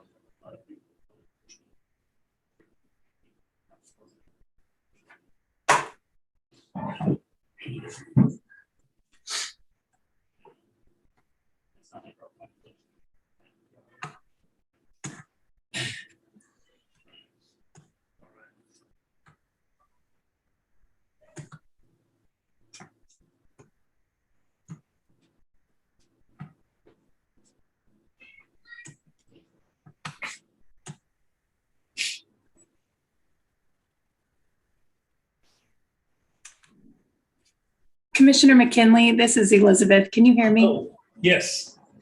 Yeah, I Would hear you- you. Thank you. Would you make sure, is my presentation up on the screen? Yes, it is. Okay, perfect. Thank you. I figured Rich probably did that, but I wasn't sure. Okay. Yeah, no, it's on. All right. Thank you.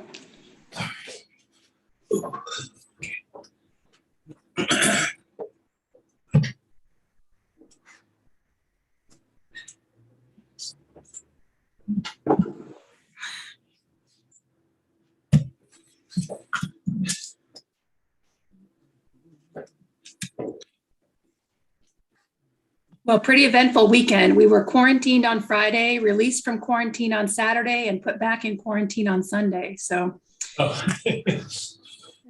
So it means you'll be out and good to go today. well, I mean, that's the hope, right? I'm actually asked the health department to give me a little guidance on childcare. So we'll see. It's a mess. Yeah.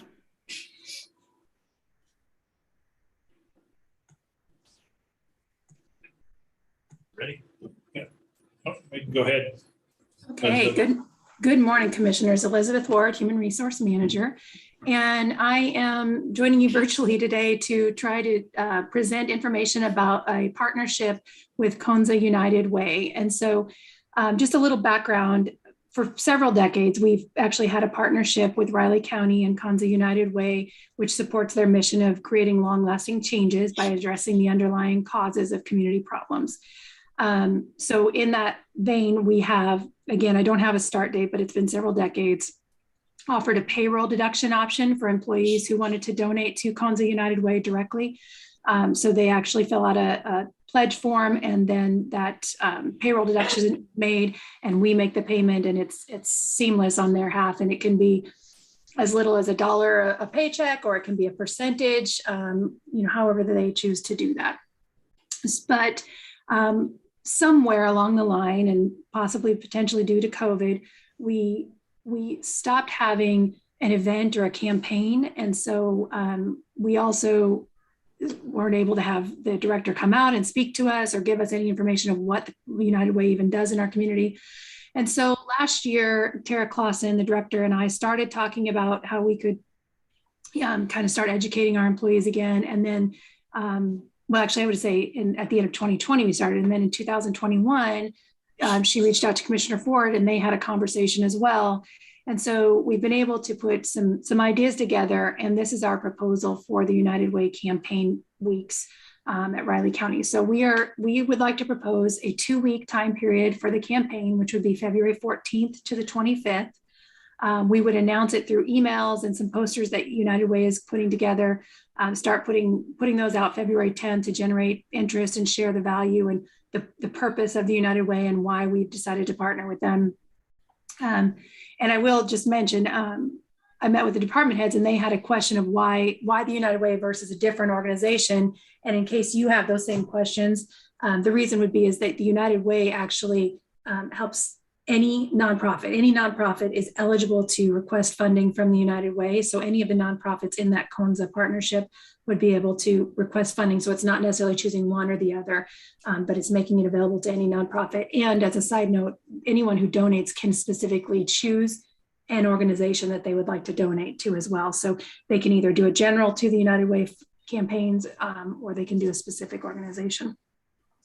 So we, with that campaign 2-week period, we would ask the commissioners to make a proclamation announcing that the campaign and the partnership between United Way and Riley County, and have Tara present a short presentation to the commissioners, as well as have a presentation to the employees on the value of United Way. We would have the pledge forms available in HR on our W drive, and then also we can attach them to the emails of the announcements that we're putting out. We discussed with the department heads a participation goal. I had suggested maybe 10% participation. I know we talked about potentially up to 25% participation. And really it's just something that we would set internally that we think we could commit to trying to make. And so we, like to see what the commissioner's thoughts are on that. And then Commissioner Ford has agreed to kick off the campaign with a personal donation. So that'll be a really exciting just kind of a part of the kickoff that we can announce. And we have asked the department heads to support a friendly competition between the departments, or some sort of an opportunity to incentivize. So whether that's a friendly competition or individual incentives for anyone that decides to participate, which is that next point. And so generally there are incentives. Sometimes they can be purchase items, but sometimes what we were considering in the department head meeting is kind of these, I call them quotations free, but basically there's no added cost to them. Things such as a long lunch, having an extra jeans day at work, or a parking pass, or some other kind of idea like that. We've got a couple in the works. So at this point, there wouldn't be necessarily a fiscal impact unless the commissioners decided to incentivize. Some organizations do all kinds of prizes and things like that for participation. I don't know that it's necessary. One of the fun things we talked about is just having a traveling trophy between the departments. So whichever department has the highest percentage would, get the traveling trophy. We recommend that, when I say we, I did have the support of the department head. So we recommend that the commissioners approve the CONSA United Way campaign and give us any input or direction they'd like to see.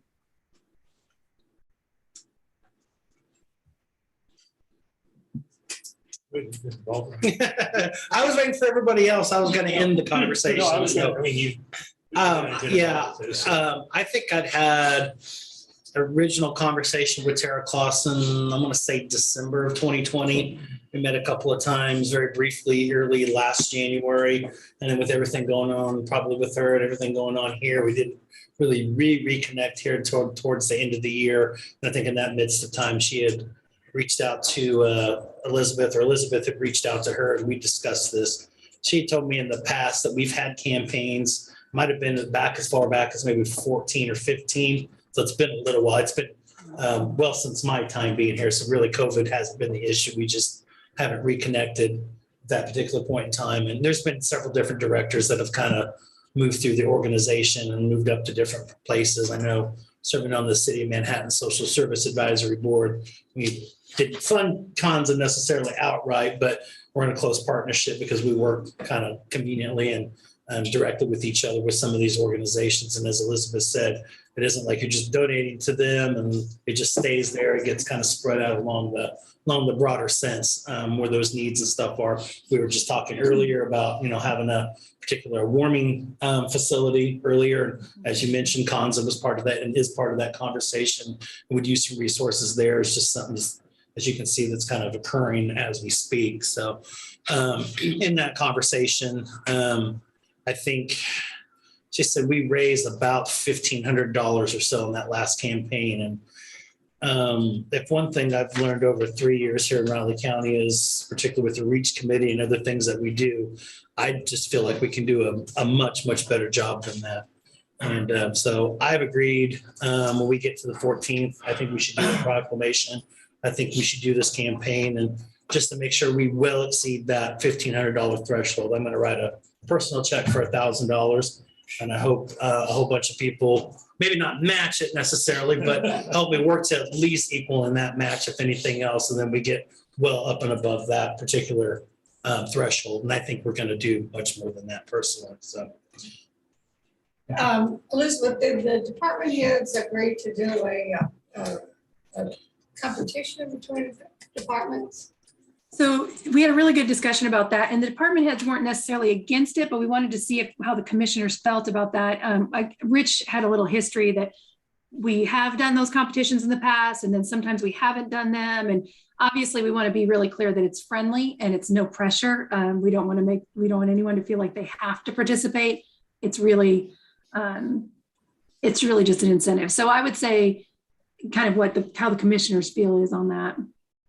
I like the friendly competition part of that. That's why I don't think we should incentivize it with prizes and stuff right now. Just I'm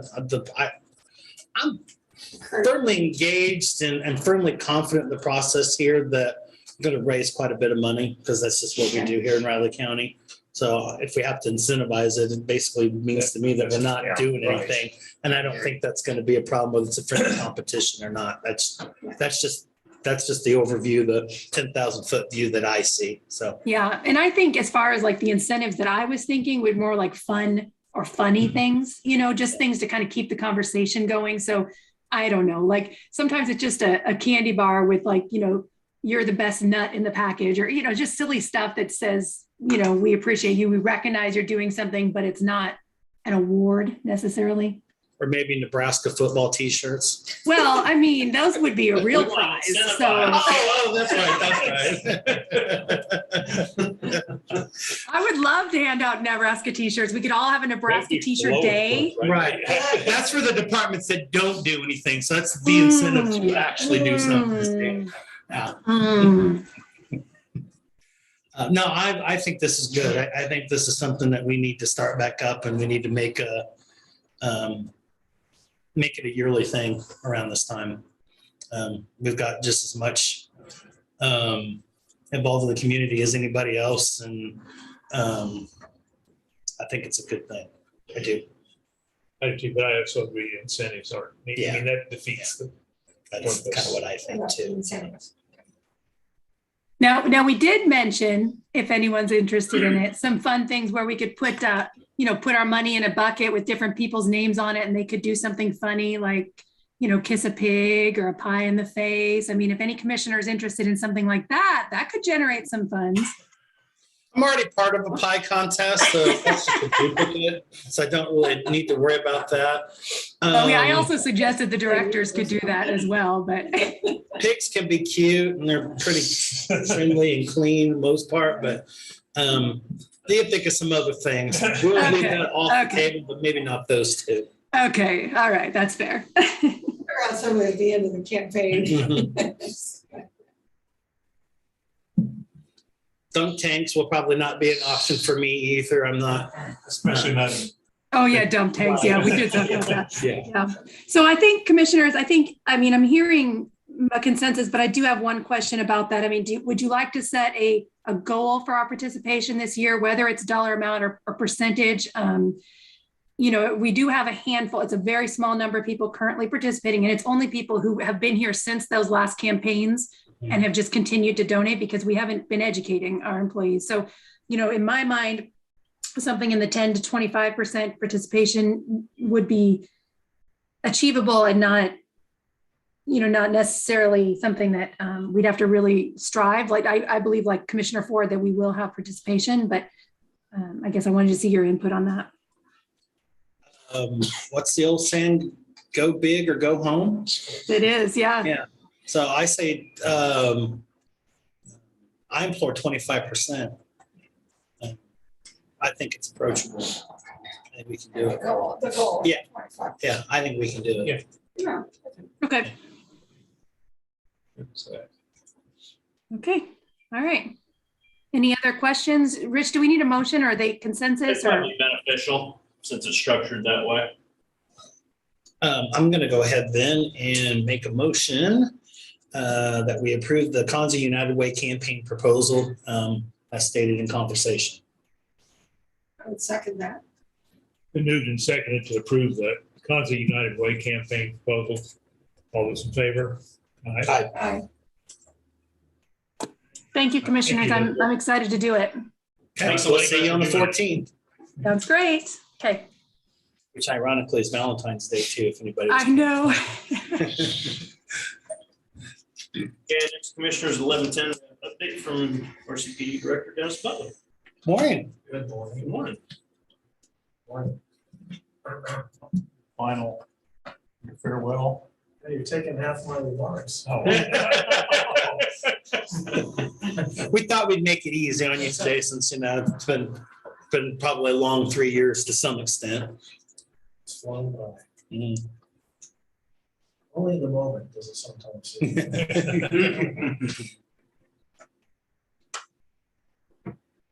Brent, how you doing? Good. Very good. Good. Patrick, how you doing? Good. Good. Good to see you guys. Good to see you.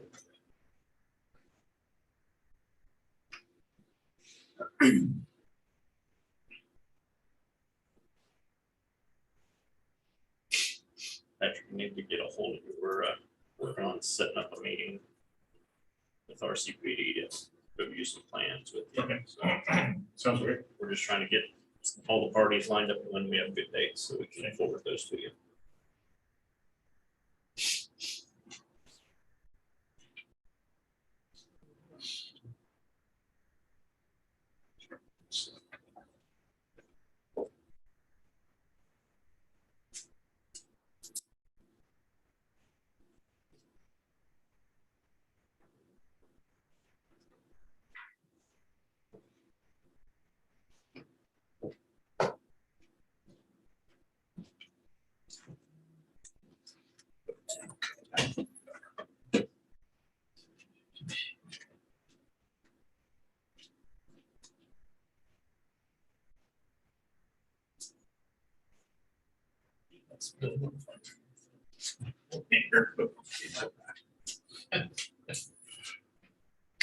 I've had that thing pass me on the interstate.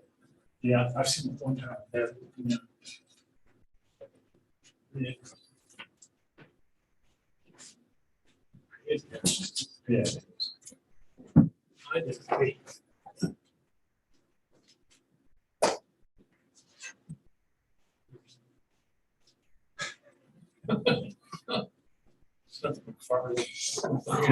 He must have retired.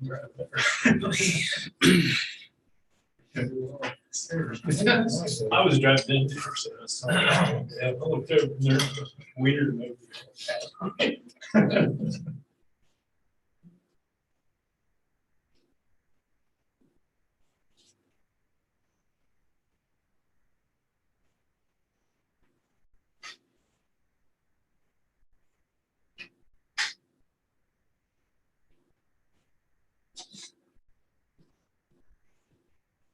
Jeez, yeah, this is.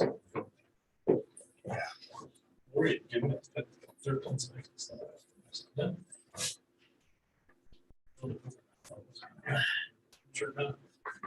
It actually actually ended up being 10 seconds, because they still had 3 seconds to kick the field goal, so. That was unreal. I mean, I just, even the announcers were saying it's the best football game. That's saying something, you've got a potential Hall of Fame quarterback on the call there, just Yeah. wowing. Or I mean, people it's actually just- won a playoff game, so maybe that's part of it. Yeah. Yeah, it was 31 points scored after the 2-minute point. Yeah. Unbelievable.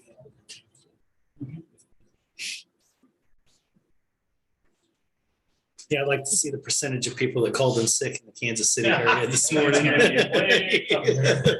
It's kind of like after the Super Bowl a couple of years ago. It's one of those games where you just can't leave. I wonder how long it took to get out of the party. Yeah. Yeah, you had to What say. time the last person left the parking lot, just because they were out there partying all night. Yeah, exactly. It might Yeah, it was- still be full. Yeah, I was gonna say, they're still probably waking up this morning. Yeah, they're waking up in Yeah. the back seat. Yeah. Yeah, exactly. Give me something, hair of the dog here. Given the nature of that game, I wonder how many people had heart attacks before they got to see the finality of the game. Well, you know this, You they thought didn't- it was over a couple times. So they were talking last week how they ran out of fireworks, and I think I they heard just, that. yeah. This week, they didn't run out of fireworks, and figuratively and literally, so. Yeah, it was amazing. I've never seen anything like that. My home state is pretty cool. I mean, he just sits there and smiles.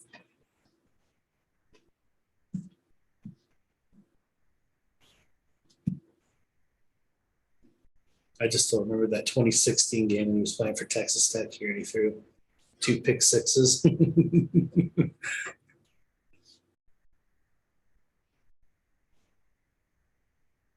Texas Tech's number for quite a few years, even though they were a high scoring offense, no one ever gave us a chance. No, we were beating them.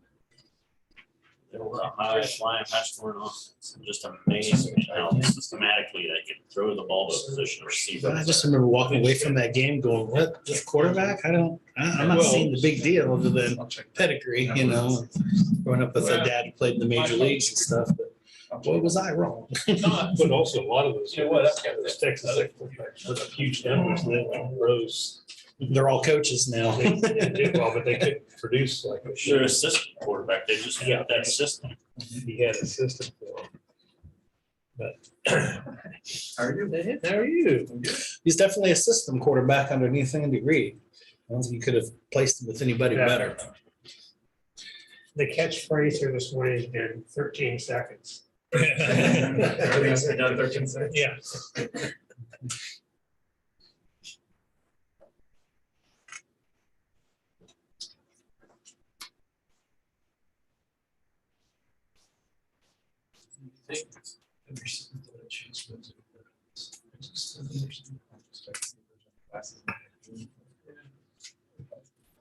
I can bring it. But they're both the same.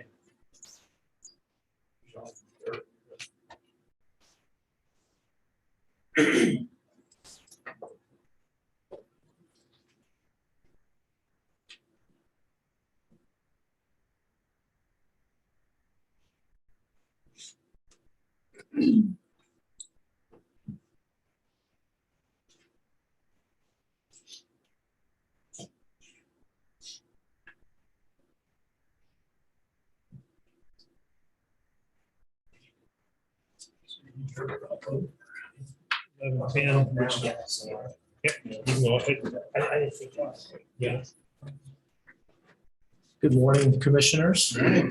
I can't help but chime in how much I enjoyed the NFL version of Rocky last night. Yeah. That's a pretty good rendition. I'm glad the underdog didn't win, however. That's one difference. Well, thank you for having me this morning. Thanks for accommodating my schedule change last Thursday and appearing today. I appreciate that. As Chairman McKinley mentioned, this will be my last visit with you as the RCPD Director.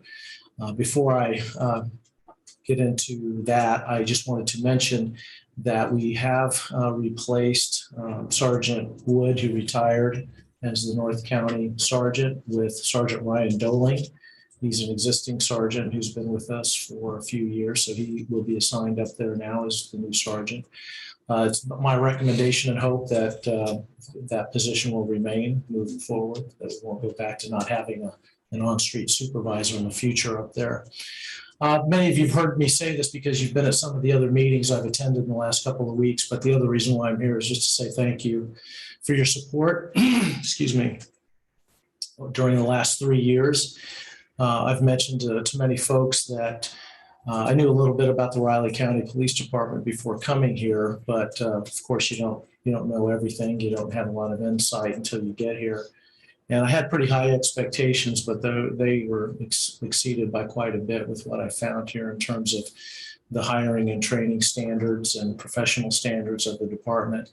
And I felt like my goal while I was here, once I learned what we had, was just to further enhance those things and improve our services in certain areas. Just a couple of things that come to mind are adding the fingerprinting services and now online reporting. It's a long list, but I do want to say that I don't take any credit for any of these improvements. The staff there, when things would come to light and we'd have discussions about citizen needs and other concerns that we thought we could do better, they really rolled up their sleeves, and we formed a lot of committees. They did most of the work, most of the research. The hard part for me was whether I said yes or no with what they came up with. And I can't tell you just what an impressive agency I think this is. And I'm not saying that because I'm here now and I'm about to retire. I've been in policing for 42 years. All of it was municipal until I came here, and this model is really incredible. I think a lot of folks who don't understand consolidation and accreditation and the benefits of both, it's easy to make assumptions about things they don't understand or what other people tell them. But I can tell you from somebody who has no sacred cows to protect here, as you've heard me say, this really is an amazing model in policing. It's really one of the most brilliant, genius things I've ever seen at the local level. And sometimes people ask me, well, why don't you think other places have done it? And it's my opinion. I think my opinion is it's just because it's not traditional, and there's turf involved, there's control involved, there's politics involved. All those things are really easy to solve in most cases.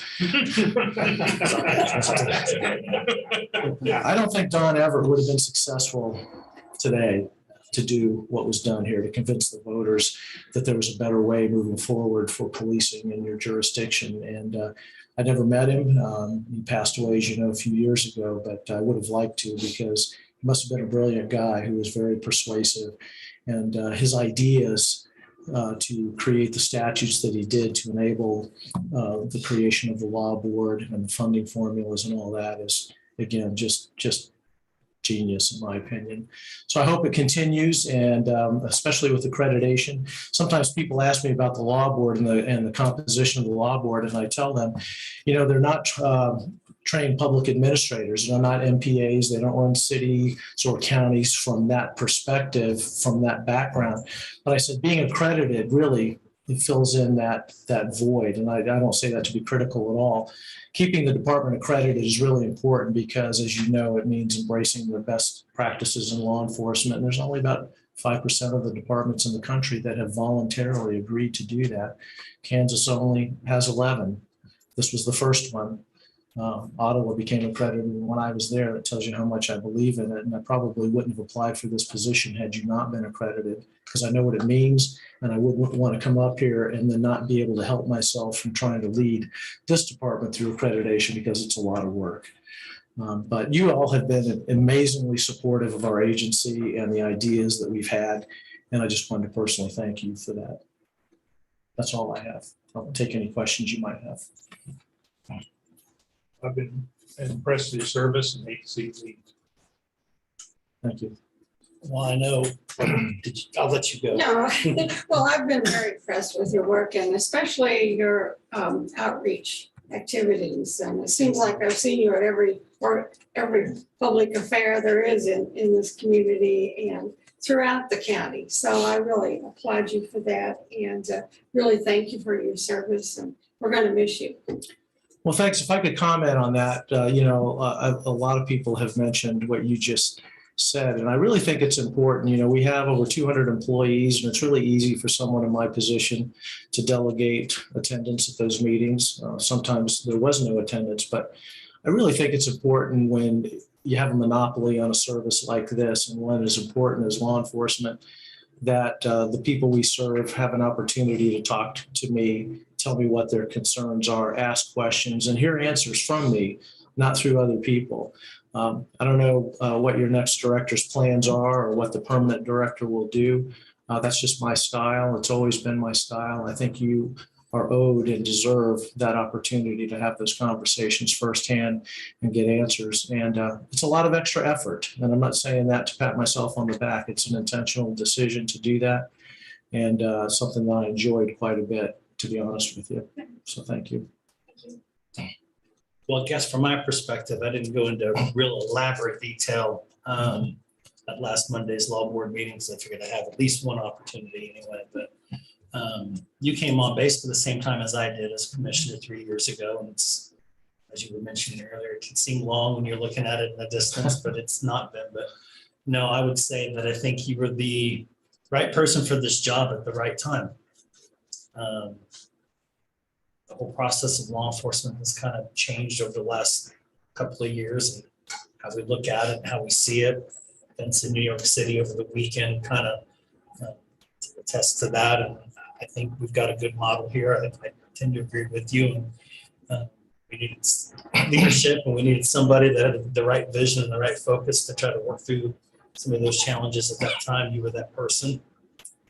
Certainly seen you at, much like everybody else, other places, other events.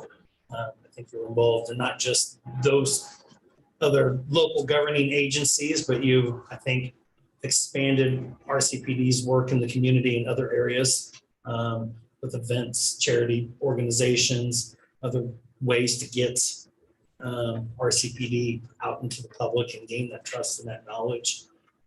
I think one of the things I'm proud of that we were able to work on together was getting the Rcpd training and firing range up and going. I think we have an incredible facility there, one that's going to be looked at and modeled for many, many years to come. Had the chance to serve on the law board for the last year, and I know Director Butler has had an open door policy. And I feel like I've annoyed you several times with that, but trying to get up to date on some things, trying to get some internal things, because I don't have a background in law enforcement. It's not what I do. As you mentioned, I'm also not a public administrator, but obviously I represent a dynamic that's very, very important to this equation. So getting that knowledge and being able to get that information and those resources and that vision and everything else was extremely important to get caught up to speed. And I don't know how many times we met in your office personally, particularly through COVID when it's a challenge, but you never said no. We always worked that out, and I've always appreciated that. So whatever your future endeavors are, I know that you will enjoy them and do them very, very well. I hope while you're here anyway, and I don't know what your future plans are specifically, but while you're here, I hope you stay involved in some way, shape, or form. And I wish you truly the best. And like I said, I think for the last 3 years, definitely the best person for this job. And I hope whoever we find to replace you, and that's obviously a process in the future, that they have the same integrity, the same focus, and the same vision and same professionalism as you've given us over the last 3 years. Thank you. Well, thank you. Since you mentioned the firearms range, I just have to say, as many of you know, that Odyssey was 10 years plus in the making, and it wouldn't have happened without the Board of County Commissioners finally getting behind a plan and making it happen. We just worked with you, providing information and needs, and I appreciate that. And I know the staff appreciates it very much. And you also brought up policing, and I say this because not every listener has heard me say this, but I've said it many times over the last year and a half. It's one of the things that I was thankful for working in Riley County, and I'm sure there's other jurisdictions that had similar experiences, but when you look around this country and you watch what's happened and you watch how much politics played in what has happened in the law enforcement profession and the stereotype that's been painted unfairly, in my opinion, I can't begin to tell you just the depths of my gratitude that that did not happen here. And I think a lot of it has to do with just the trust that had been built prior to my appointment. And that was really important to me, is to just try to strengthen that trust. New board members come on, new law board members, new city commissioners, and you can't get anything positive done unless there's trust. And even when we disagreed about things, we could always do it in a professional way and walk away not being upset or mad or holding grudges. And that's how I've always approached things. And again, that's really, my hat's off to all of you for allowing us to have a relationship like that. Being candid, I think transparency is kind of an overused word. I think candor is the word I like. Just being candid with people about, this may not be what you want to hear, but this is the truth. And this is how we're going to approach this. Or, if you have something that you need to tell me, that I can take that and consider it, because it may not be something I considered before. I'm the one that's really fortunate here, honestly. It's hard after 42 years to think that I won't be doing this anymore. And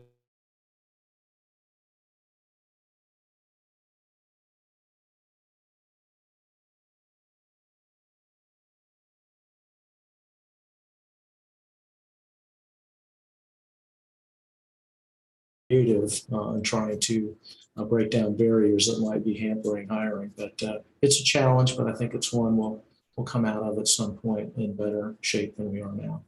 Thank you so much. Thank you. Thank you. Thanks, Dennis. Appreciate it. Craig, did you?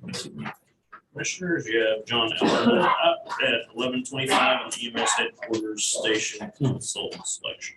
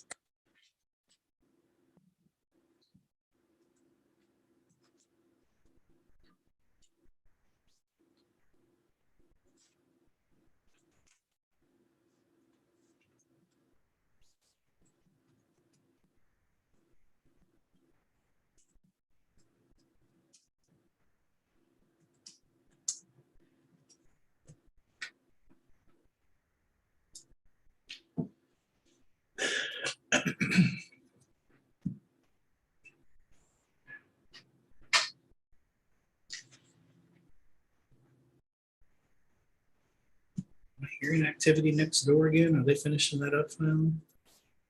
I think they got the loud part done. Loudest part's done. Thank goodness. You ready, Greg? Hi, John. We're going. Good morning, Commissioners. John Ellerman, Public Works.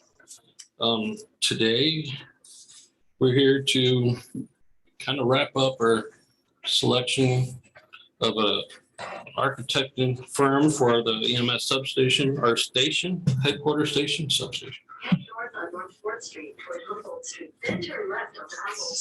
think our fire chief. Tell her you're already here. It's all good.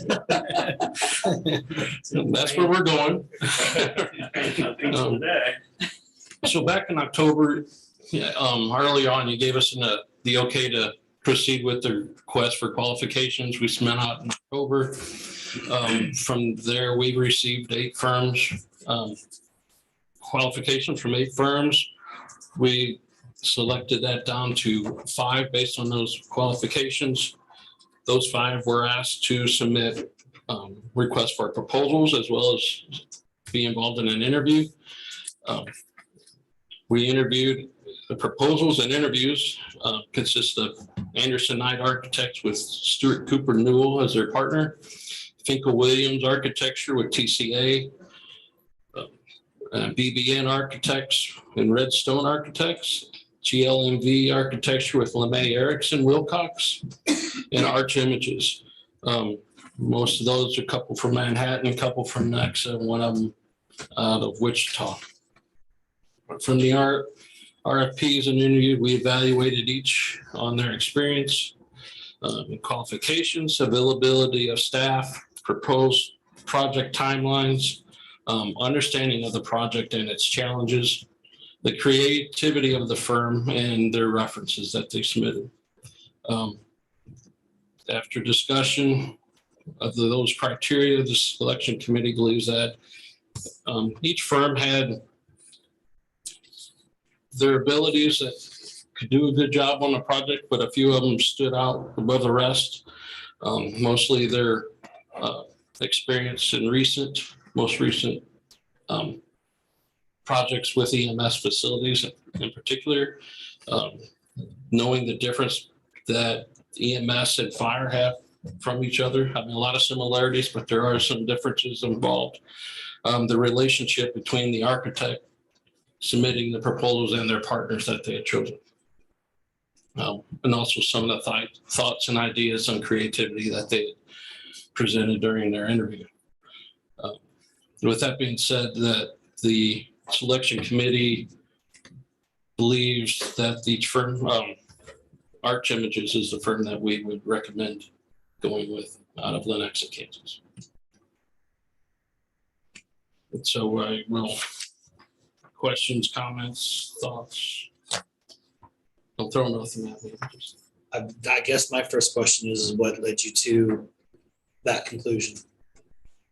You said there was pros and cons. So obviously has to be more cons if somebody else wants to answer that. I mean, I've opened up the rest of them. I think part of it was the relationship that they had amongst themselves, their team members, and how we felt we could interact with them, how we would get along with them.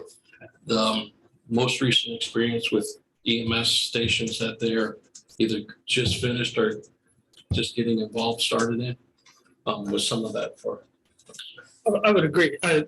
You know, they overall brought us the best package. And I'm very comfortable saying that. We're very comfortable with them. They do EMS. They've done everything we've asked to do internally. EMS with an EOC, EMS with dispatch. You know, they've built big stations. They've built small stations. They've done it all, and they've done it all very recently. And like I said, I was very comfortable with them, with their experience. Their references were very good. You know, because we had some that had better references than others. I mean, we had a couple references that were not very good, to be honest, but the references were very good. And, you know, they can do what we need to do, and they can do it all internally. They have, I mean, this is what they do. And so they had all of the experts in-house, where others, you know, they were partnering with the experts in Washington or, you know, Virginia or wherever, that this is what they do. And they had them all in-house, and it's all one company. Has this firm done any local projects or Kansas project? I mean, they're from the Nexa, but like, what are some of their projects? They've done Kansas. They've done, the biggest one they're just finishing up is just outside of St. Louis. But yes, they have done Kansas projects as well. I don't have their booklet in front of me, but yes. And did the team tour these finished projects? We did not. We talked to the groups who they did it for, Johnson County or some of theirs, Johnson County Med Act, which is the ambulance service in Johnson County. So I spoke with, I believe this was one that's doing some for Kansas City, Kansas Fire. So they're doing new builds and remodels.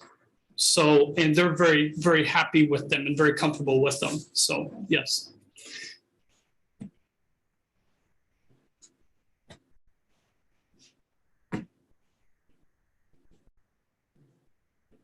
That's questions, but he answered them before we got I guess from my perspective, I guess it would be beneficial to have somebody that works specifically with these. Because we work through the process, obviously, we're not talking about a facility that we're just going to use for a while. I mean, it's gonna probably have to last well beyond everybody's lifetime sitting here, probably. Maybe with the exception of Sam, I don't know. Yeah, I wonder about that one, but outside of that, so those are definitely something to take into consideration there when making a choice. I think we'd all feel comfortable, obviously, using a local firm, but this is a special project, and sometimes got to kind of look outside the box on that to make sure that we're getting ultimately what we need. I know there's been a larger discussion about how to do dispatch in this particular setting, whether it's a full-on dispatch or backup dispatch, emergency dispatch, however you want to put that. And we need to have a firm that could really dive into that particular question for sure. And to that point, Arch Images is bringing in a national EMS dispatch firm, a consulting firm out of Missouri, out of Kansas City. And that is just what they're going to do. That's what they do. It's called Fitch and Associates. They're a nationally renowned consulting firm, and they're bringing them in to look at that dispatch. So versus them trying to do it themselves. So, I'm sorry. You just said they were all in the house. So the construction and for the dispatch, where they're looking at, does dispatch need to stay at Rcpd or does it need to leave? That's what I'm saying. So do you have an outside consultant? Not for the building of the facility, no. For just whether dispatch whether it is equipped to stay at Rcpd for another 20 years or whether they're going to be running out of room. That's all they're looking at. But the building, the design, all of that would be done by Arch Images. Also, talked here about scoring, that the selection committee scored each organization or each business. Can you tell me a little bit how that scoring worked and how that was determined? We put some point system per each category of that we read off here, for like the consultant experience and qualifications was scored on 20 points. Availability of staff was given 15, proposed timetable 15 points, understanding the project 20, creativity 15, and references 15. And so as each member looked at each firm, they graded them on those points. Those scores were then averaged and then totaled for each category to give us a total point for each firm that was selected. And each person in the group did this individually and then they Yes. pooled their scores together? Right. Okay. Ask you a question. Right, if you go to the podium. Okay, it's not a long question. It's brief. We were all asked in the second submittal to propose fees for the work. And so I'd like to know what the results of that were. We didn't put a whole lot of emphasis on their fees, knowing that this, as we develop a more in-depth scope with each firm or with the firm that was selected, we would get those. Those were kind of get the idea of where we're heading as far as what we thought and they thought where the project was heading as far as cost and what their cost could be. We did not look at the lowest cost of them all as for who submitted the lowest value or the lowest price, but we did look at some of those. We also asked for $1 per square foot estimate on what facilities like these could expect to go for. So, you know, their cost fees or their fee structures were all variable depending on, and most of them all stated that it would depend on what the final project would be, estimate would be based on their fees. Can you give me a range, Yes. maybe, lower to higher, not necessarily saying who? Now, there's a couple that really didn't give us an estimate on consultant cost. Most of them gave us a percentage of construction, what they thought. The square foot fees are estimated dollars per square foot range from like 380 to 550. That sounds about right, something like Is that gonna stay consistent throughout this process? Well, the thing that everybody said is you don't know it. Right now, you know. I mean, So I don't know how you can make a determination right now in January when Sure. probably won't even get to that till summer at the earliest, probably. Right, yeah, so that's what they said, this is their best guess today. So it's kind of hard to do a fiscal evaluation until we, you know, with one firm, if we only get one bid. That's what I'm kind of concerned about. When would you go back? When would we go back as taxpayers and keepers of the bank? When would we go back and say, well, this is too much, or this, you know, do we look at another firm? How do we do that? It's pretty much here in the next few weeks when we start negotiating costs with the firm that's been selected first. And if those can't happen, then we go down the line to the next firm.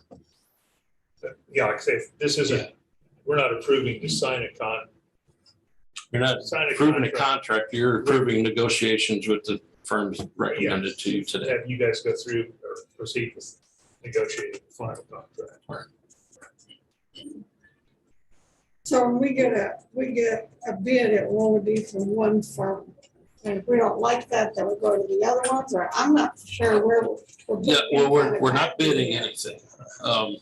We went through this process because professional service engineers, architects, like the request for qualification-based selection, which we just went through. We went through, basically selected on the qualifications on what we felt were best for our situation. And then work on to negotiate with a contract. Now, if we feel that can't reach an agreement on the negotiations, then we sever a relationship with that one and go on to the next one. Were the final scores, final evaluations, were they close? Or the top two are really close. The top three within a couple points.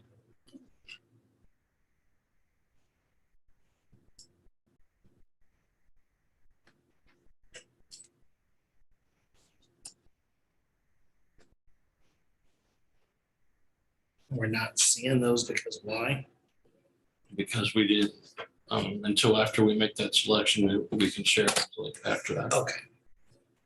That's a requirement of the process. It was yes.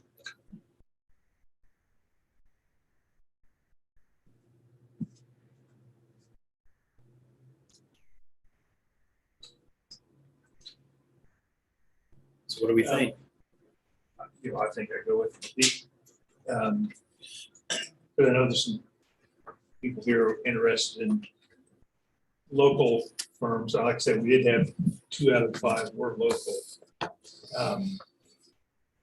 no special consideration was given to them. We were just looking at the overall evaluation. We did take some of that into account in our discussions on the locals. But these seem to be the most, our images seem to be that they were the best. They presented themselves and made it pretty clear that they were one of our top contenders.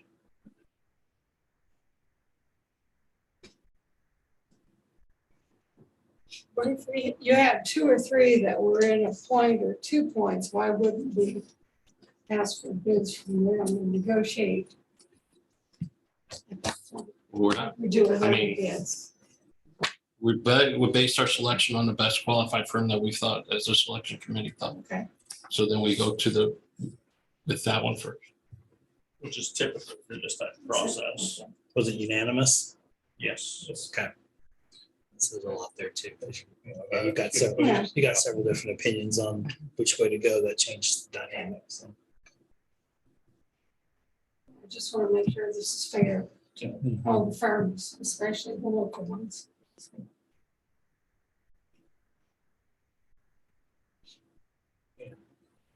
I think, obviously, we'd like to see a local firm, but I also want to see the best qualified person.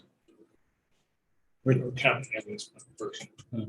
We're Most talking qualified company that can give us what we need.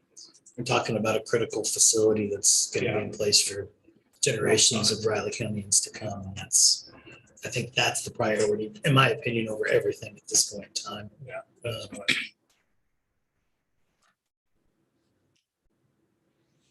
So, let's see. So we do need to make some kind of motion, something forward. Is that right? Yes. Okay. Go ahead and do is I'm going to go ahead and move that staff make the approval that staff begin negotiations with Arch Images for the EMS and EOC facility. I would second that. So moved and seconded to approve the staff to begin negotiations with Arc Images for the EMS, EOC headquarters. All those in favor? Aye. Aye. What's, sorry, just as a conclusion, what is our time frame on this once again? Start making contact with them right away. Maybe a couple weeks. I want to mention, I appreciate all those people involved, putting all the time into this. For a lot of time involved getting all this put together. Yes, they did. All the work that's done. And commissioners, there was a lot of discussion on local firms. There was a preference on the committee as well with local firms. We understand that.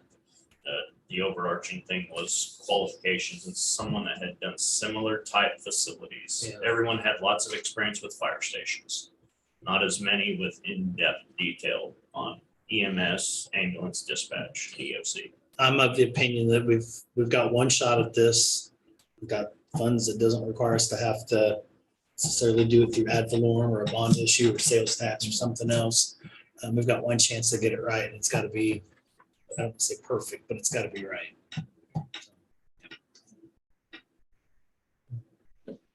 See how it goes. Yeah, thanks, John. Thank you. Thank you, guys. Thank you, everybody, for the committee's work on this too. Yeah.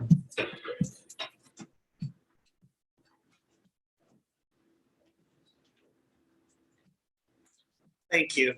Yeah, thank you, gentlemen. David. Hey, David. Sir. Can you hang around? Absolutely. Not ready to go with this.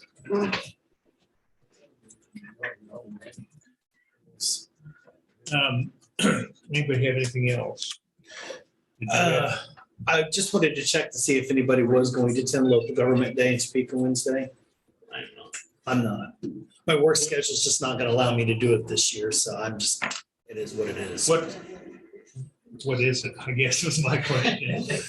Well, It gives you a good opportunity to interact with some legislators, including our very own municipalities and stuff are there too. They usually have a couple of different panels. Sometimes the governor will speak, sometimes a member of the executive staff will speak. I don't know that you have to, I've never found it necessary to be there for the entire time. But you know, that 3 p.m. pass there where you can kind of, gives you kind of an idea of where legislators are thinking. They usually bring in Senate President, pro tempore, somebody. They usually, and you kind of get a vision of kind of what they're thinking this year. And then you get to interact with not even just our legislators, but any one of the ones that you may know, or the people from Topeka that you may know. And it's good to have somebody there making that interaction, I think, on our behalf. And then KAC usually gives an afternoon update with Jay Hall or somebody, kind of laying out what they're working on and how they're working on it with legislators during the session. And the best time to work with your local legislators, just based on the format, is during the social time at the end. Yeah. Because that's when they show up for the food and drinks. And so that's the time where you really get to meet with your local legislators, just so you know going into it, just so you don't think you can have access to them all day. Oh, okay. But yeah, like John says, they'll get key House and Senate leaders to come in and speak to the overall group earlier on, and kind of state how they feel and the direction they think it's going to go. But to meet with your local legislators isn't until later in the day. Good. And they had a tentative schedule that came out last week. Did they That's all we've got. Yeah. Okay, I didn't never see a final one. That's what you got. I Schedule say where you go. So, I mean, Speaking of Capitol Plaza. Oh, that's right. It's out of Yeah. the. No, our event on the 16th is supposed to be at the Capitol. I am going to try to make that one specifically, but right now with my schedule, I can't fit that one in. I'd like to, but I just can't. I've had to reprioritize things. As much as I can. See who's on. Yeah, I can't make it.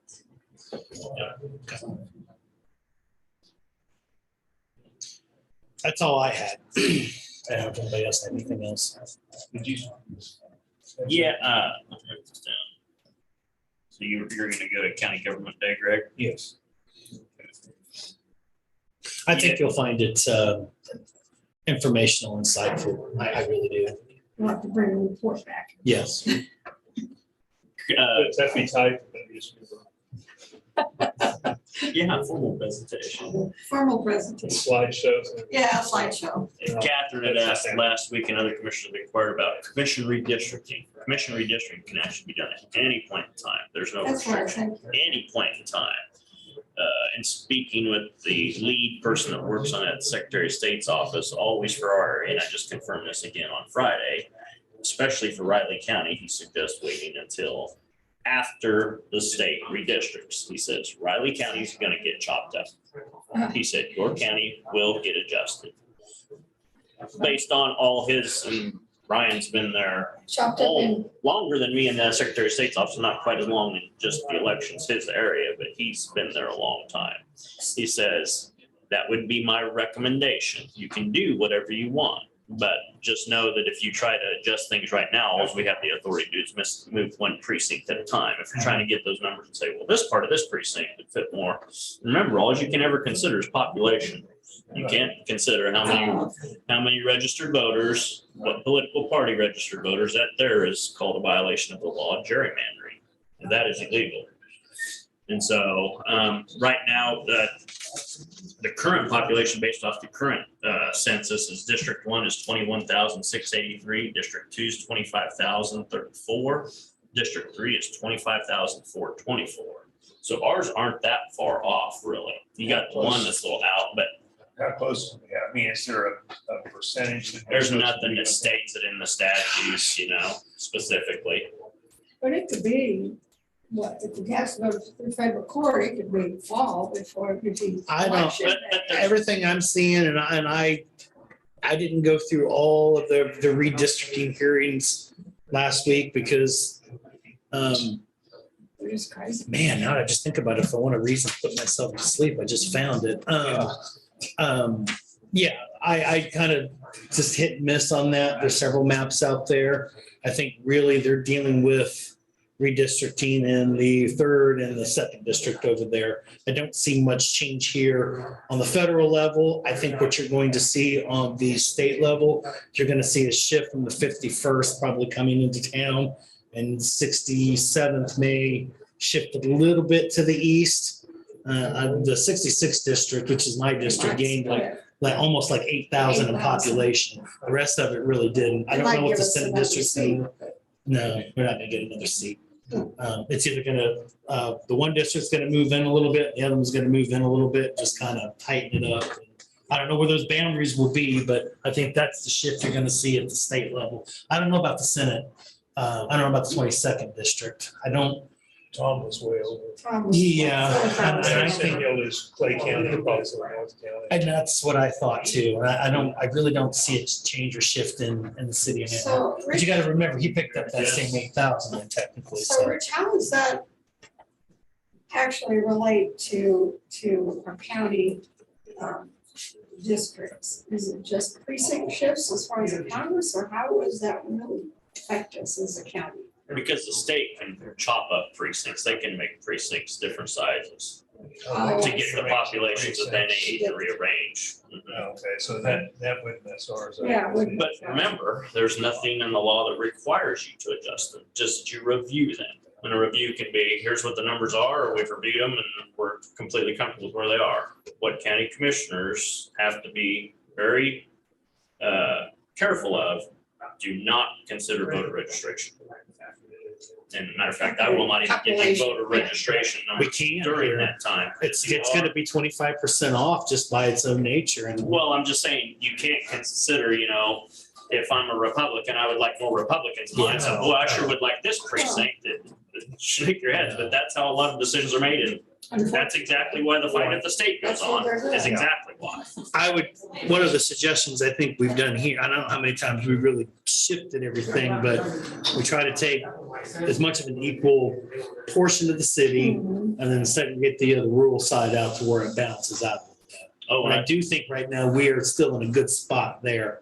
I realize my district is a little short on numbers maybe, but I don't know precinct wise what direction you would go with that. Well, And the reason- I was thinking because if mine's too much, because I've got one little corner north from you, where you've got all the rest of it. I mean, that one might. That's the only way you can get them close, and that's the problem. And we used to have all of ours contiguous. Commission District 1, 2, and 3 were all contiguous, and I like that much Yeah. better myself. It's much easier to explain to commissioners, constituents, but the law dictates similar in population.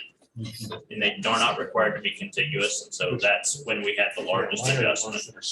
And we've had more complaints about that, but you gotta remember, there's such a population in each one, and it's which one has that 1,500 that you need over there, and the other one, to balance it. Well, I've thought about in your district, it just carves out cataracts. That should maybe go in your district instead of, I think it's in your district. I mean, there's some. There is, but it's not a full precinct, so we can't break it up in that manner. It's got like two precincts. Yeah. Cataract. No, mine. Yeah, yours I've got is on North and special. Have 9-1 and 9-3, I think. Those are the two that are spread out. Yeah, there's some sort of gerrymander or whatever went on there, some of these, some of them are not. Just making the numbers balance was probably. Seems like to me, we're kind of within that scope still currently. Unless, I think what my district up in the northwest has changed quite a bit. It's gone up. Yeah. These are the current population numbers. Yeah. As of the current census. Yeah. That's what you have to use, right? What was 21, 683, what was the other, like, second district or? 25? Second district's 25,034. Oh, Third district 34. is 25,042. Probably the- 25,242. 242, okay, so. And what was third one? district's the biggest. 21. 21,683. the interesting thing about my district is it takes a lot of the downtown areas in and around the university. So a lot of it's student based. So you're not getting registered voters Right. of any denomination there. So that's part of the shift there. They're looking outside of just square miles, whatever. Yeah.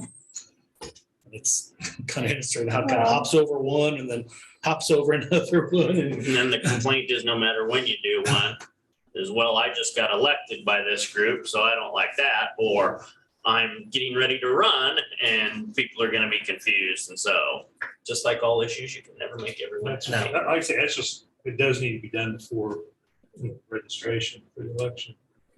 Filing date, which is what, June? If you're going to do it, it does, but it doesn't have to be done. No, but I'm just, no, yeah, we need to have a decision by then, so. Yeah, I'm trying to take a look at some maps and kind of look at it and see. Once again, the state legislative districts will not be done in time. No.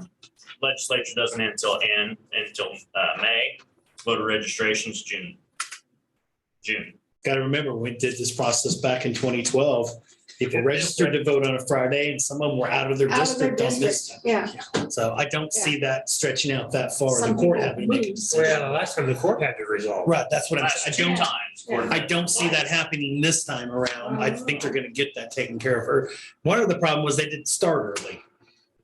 Well, they started with, Well. we're in weird places. They had a few things, but they've got, talking about the top of Lawrence into first district doesn't make sense. I mean, stuff like that. Well, before 2012, they were.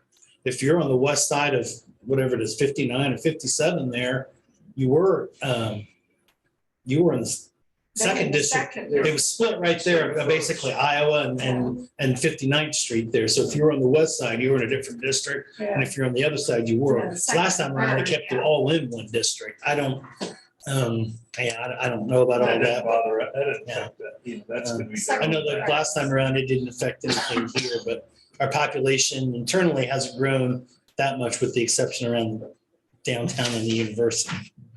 And a lot of that's in the 66 district. Well, yeah, because for a long time, District 2, I think, we had Manhattan, Topeka, and Lawrence together as all the colleges in one, but then the population got up, so they had to split them up.